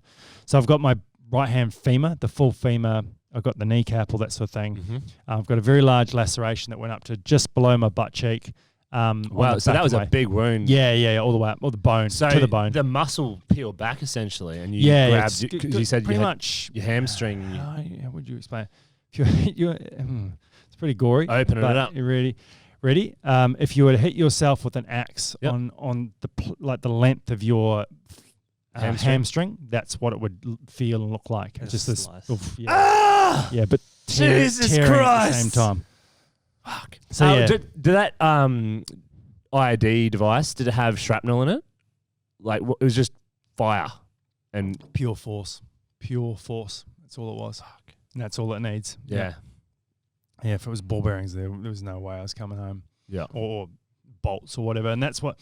Even your my rifle or anything. Yeah. Like my if I was crawling on the ground on my guts and my rifle hit it, boom. That I actually still have. Or anything that becomes a projectile from that situation, because it's so hot as well. It melts metal. So and the rocks don't. Yeah, they disintegrate and they move so fast. They just become like mushy dust. Yeah. So I had a lot of treatment in Germany to clean out the dust and dirt, and I've still got you can see on my fingers. You can't see it on film, but burns. It burns, and then also under my nails and in my fingers, there's dirt still there. And I've dug at this bits of dirt. This is 8 years ago. I've dug at it. Yeah. And it's still there, and I've dug at it with needles skin and as stuff. Well? Yeah, and inside the skin. Fuck. And I've dug at it, and it's just mush, and it won't come out. I need to That was all burns on your hands. Yeah, all burns. Not injury. This in between my finger? My index finger was a large piece of wood. There was some wood in the ground or in the IED, and it just blew up into me. I've got what they call mallet finger, which is I can't straighten my. I did that taking off a sock one day. Yeah, it's enjoyable. Not good. Wow. So a bit of ET finger going on. Yep. I've got quite a lot of scars on my hand and wrist on my left hand. So you must have your right foot because it was there. Yeah, I think my rifle was protected. My right hand was protected by my rifle stock and the receiver group of the rifle, because and that blew apart as well. Yeah, that snapped and went away because the Australian rifles are half plastic, half metal, so they're not made to, but they obviously got weak points. Yeah, but the left hand was carrying the metal detector. It was all folded up, and that's burn fiber. Up your forearm as well. Burns up the forearm, but and then just on the left hand side of my wrist. But I've got this wound on my wrist that was a gaping hole, and it was like I could go like this, and you could see the tendons and stuff. So yeah, it was pretty gnarly when they took off the bandages, and they were like, "Oh, you're actually really lucky, because if it had hit the tendons, then some fingers wouldn't work, and then you get really, really bad." So that would have ruled out the second part of your career. Yeah, or not 100%, but it would have made it a lot harder. Yeah, it would have made it definitely harder. So oh my god. Yeah, and so got stitched up, got some skin grafts and plastic surgery there and on my hands and stuff, and got my dick stitched up, so we're good to go there. How big was that gash? Oh, just a little neck, mate. Just a little neck, Just like when you take off a wound, a mole or something like that. Just something like that. So we're good to go there. That's but, good. That's the story of that one. Yeah. What happened here? Well, this one time. Oh man. Yeah. So back in Oz, you're going through all that surgery, and then the recovery begins, and that's like monotonous, slow healing, and that takes time. Did you get what do they call it, where you have your invisible limb What's it called? Phantom limb. Phantom limb. So I have this weird sort of situation when I need to go to the toilet. My feet tingle. No like way. just go for a piss, and it's a so weird you can feeling. feel your feet tingling even though you don't have feet. Yes. Yeah. Every I time still you do. piss. I can do it right now if I really focus on that feeling. You just did it But before. yeah. But but like You're serious? because it's always there. It's always like in tingling. the background. Yeah. But it's Is that very just small. from nerves Yeah, and it's then a just neural nerves. pathway into your brain? Just trying to like figure out like what's going on there because I was born with them, so therefore the brain's like, well, they should be there. Yeah, you're 24 years of your life with them. So Where do you feel it tingling? Is it in your head? It's in my feet. So I can sit here with my legs under the table, and You can and feel then your think that my bottom legs of your are still feet. there. Yeah. Really? Yeah. It's insane. Yeah. So it's the brain's a weird thing. Do you go to scratch your feet and stuff like that? Or do you... Sometimes I get an itch and like more of an itch. And so therefore I have to stimulate the nerve area which controls that. So Oh my that God. makes it weird. And yeah, That's I have the to almost most commit fucking pain to hard it. itch to ever get, isn't it? One that doesn't exist. The one that's not there, yeah. Oh my God, dude. So you've done all this, come out, you're rehabs now. Yeah, and this is I should emphasize on this point again is the change that has happened Yes. is not quite realized by me until I'm at the stage where I'm just healed enough to be able to transfer myself from the bed onto the wheelchair. And that's when I realized I was a disabled person. Okay. That was then. How was that shift? Fucking real difficult to swallow. What did you think about? Well, I thought, I was still going to be able to get up and do things and be out and active and all that sort of stuff. But it was in that moment that I thought I associated these medical assistance devices, prosthetics, wheelchairs, driving modification shower chairs with disability and people that couldn't do things. And fuck, am I wrong, firstly? Absolutely. And You're secondly, the fucking epitome of it. yeah, and a lot of people that I've met more so. So that was really difficult. My perception of disability was wrong completely. And I think that's something that a lot of society associates disability with not being able to do anything. And that's really important to try and change that perception and have the understanding that you still can do it, but you can do it in a different way. And it might be a little bit physically harder, but if you train your body and your devices and you get the right assistance and the right support mechanisms around you and the society to understand what you're trying to do, and it's not, oh, look at that guy, he's over there with, he can't move his legs, he's in a wheelchair, and, or, oh, look at her, she's over there and she's blind and she can't see, but she's got better hearing than you. Yeah, exactly. She's got better smell than you. Yeah. She's got better Taste. feeling than you. Yeah, all that sort of stuff that they're better in different ways than you are, and you equally to me as well. And we're all different in different ways, and that's really What improved in you? I'm not sure. Maybe my patience. Well, yeah. So because you're an athletic man. I wanted to do everything, go everywhere, and do everything, and I was never good at one thing at one time, or I was good at a number of different things, equal amount, and understanding that all of what I thought was what I could do was taken away. I was wrong, and that was trying to understand that wasn't the case, and that took a long time to get to, and I couldn't at that time think that was possible. So I went off to physio that day when I had that transition time, because Was that the moment? Do you remember the moment? Yeah, I remember Rachel's right there with me, and the physio took a photo of like just before. I was thinking it as the photo was taken. You can't quite see it in the photo of my face, but immediately after the photo, like I fucking just broke down. I was just like, this is shit. This is so shit. And it is fucking shit. Yeah, I just don't want to deal with this. I don't want to do this. Like, there's so much work. Not that I understood the work, but I knew that there was some work to be done, and I had to work for it, and I had to. Well, it's hard. Yeah, but it's a different sort of hard. So you know, when you go to the gym and you're like, all right, I'm sweet, I'm going to do, or I'm going to go for a run and I'm going to go around the block, and when I get to like 3/4 of the way through, it's going to be hard for the last 25%. This is forever hard. This is going to be hard for a very long time, and it doesn't matter if I go to sleep, it doesn't go away. When I wake up, it is fucking right there. If I need to go for a piss, it's right there. Was it ever all the time? Did you ever think you were going to wake up and it was a dream? Is there any point in time to the whole thing? No. So it was just like reality straight away from the minute you lost your legs to when you're in a stable condition and stuff? Yeah, just the reality of it all was quite prevalent and not like it was there. So it's just one of those things that you sort of got to think about. I think, you know, I'm lucky that I had a loving family, and Rach was there and helped me and helped.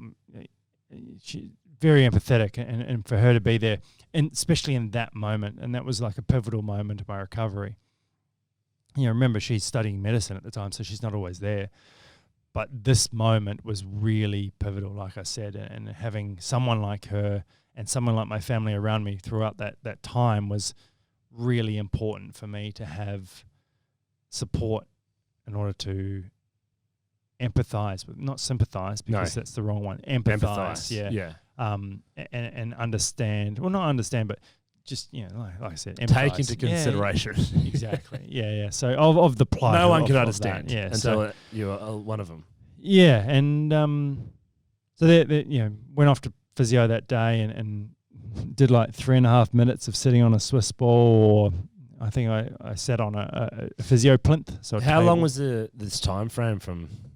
It was about four Brisbane. weeks, and 4 weeks to this point. So, but from Afghanistan to Brisbane was 8 days. So it's quite quick. Oh wow! Yeah. So quite quick. So they wanted to get me home so I could recover in Australia, and that's awesome. Yeah. Oh yeah. It's like I said, like the treatment from the medical treatment I had was world class, like world class. So I'm very, very lucky, and you know, I was played a first class ticket. The doctor had a first class ticket. The nurse had a first class ticket. The other nurse had a first class ticket. So you had 4 looking after you? 3 people and myself. And so, you know, expensive tickets, especially to book them the day of. Pretty sure injury. Us taxpayers don't mind paying that ticket. Like I paid my taxes as well. So exactly. Yeah, hopefully I'm paying 100%. my due as well. Are you supposed to do that, or? I don't think Well, any soldier should when have to is do it? that. What's the date? Oh shit, I gotta go here. So physio that day, it was pretty rough, but I got it done, and then I got back to my room and it was like, oh, this is a fuck situation. I don't want to be here. I just want to get better, and I just want to be back to me and doing what I enjoy, and you know, watching rugby and doing sport, and not wanting to be in this situation. So I then thought about like, shit, how do I get better? How do I look towards the future in a positive way, or utilize my athleticism or my love for sport to help me? And I was like, well, I'm going to commit to this physio thing. Next day, physio rocks up. We did like 10 minutes. Day after that, 15. Day after that, more. And in the end, I got transferred. I got up to, you know, an hour or two, and I got transferred from Royal Brisbane over to Greenslopes Private Hospital, and I was put in a really nice room there, very big room. And I was like, the physio would come into me each day and just like, oh, this is what we're doing. I was like, yeah, cool. And I was like, what's the chances of you bringing in some kit in here so I can actually do it like all the time? And she's like, oh yeah, we could try that. And then I had this 60 Minutes come in. Oh, sorry, TVNZ Sunday night team come in, and they wanted to film and do a story and similar to what we're doing now, but and film, and you know, the dramatic effect of TV these days, and that sort of moved me to an even nicer room, and so the physio and the rehab center was like, oh yeah, here's everything you want. Here's a physio plinth, here's a hand cycle machine, here's a buso ball, here's a medicine ball, here's some weights, here's all this shit, and like elastic bands, all that sort of stuff. And I was like, oh, cool.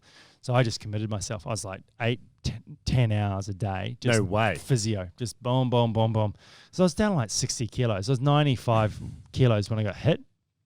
So you lost. Well, Well, you've lost the legs. Yeah, the legs, obviously, but they're only like 20 kilos. 9 kilo. They're Really? actually, your legs are heavier than my legs are right now, but they're not as heavy as what you think they are. Yeah, they're okay. 10% of your weight. So All right. whatever you weigh, 10% of that. So Mm. 10. Yeah.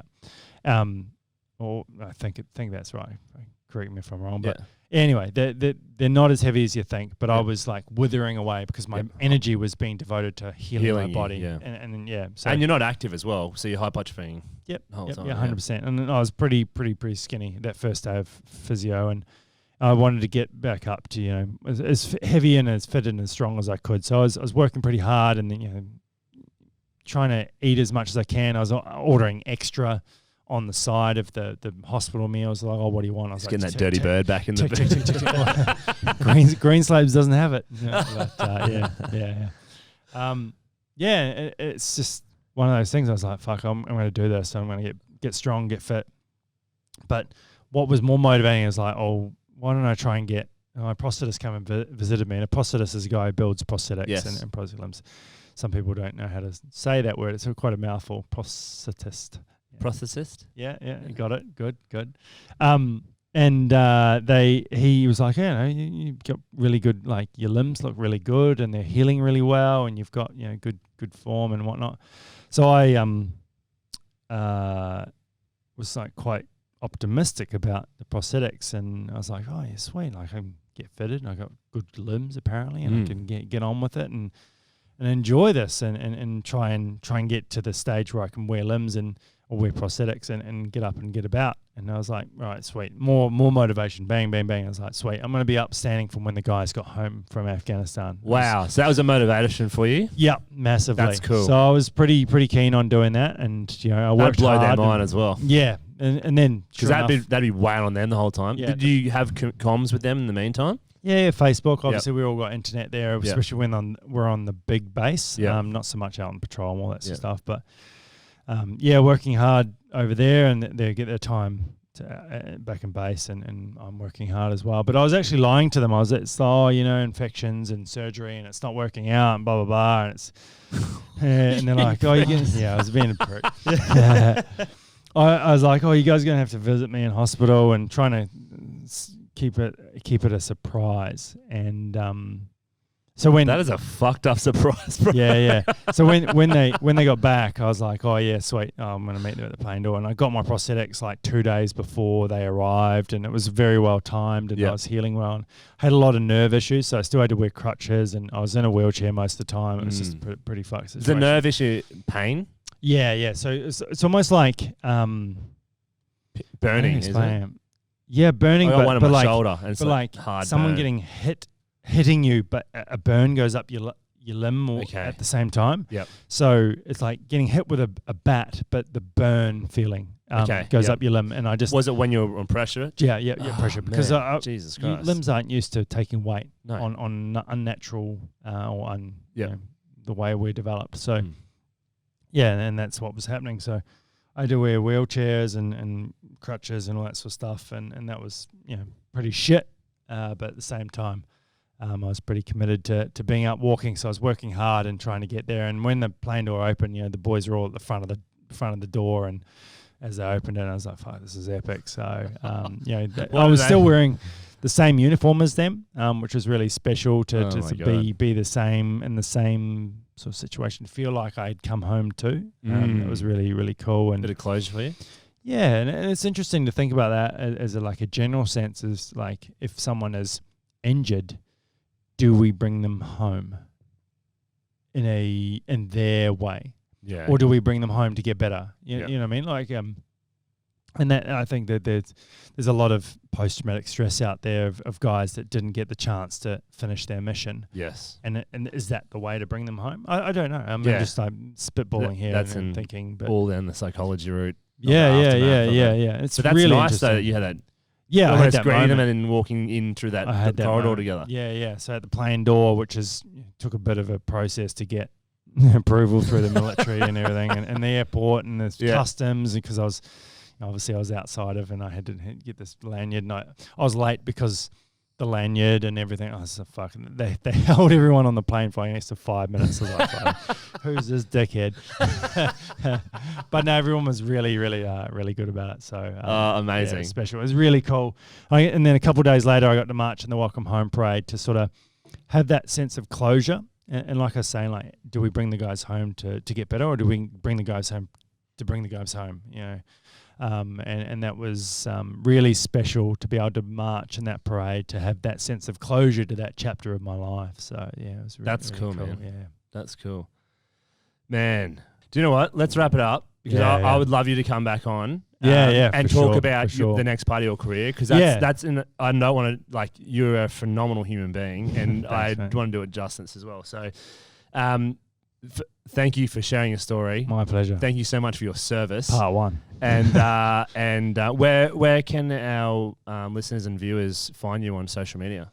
Yeah, so I've got a couple of different streams. I've got a website, curtismcgrath.com.au, and then Kurt McGrath on, with a C, might I add.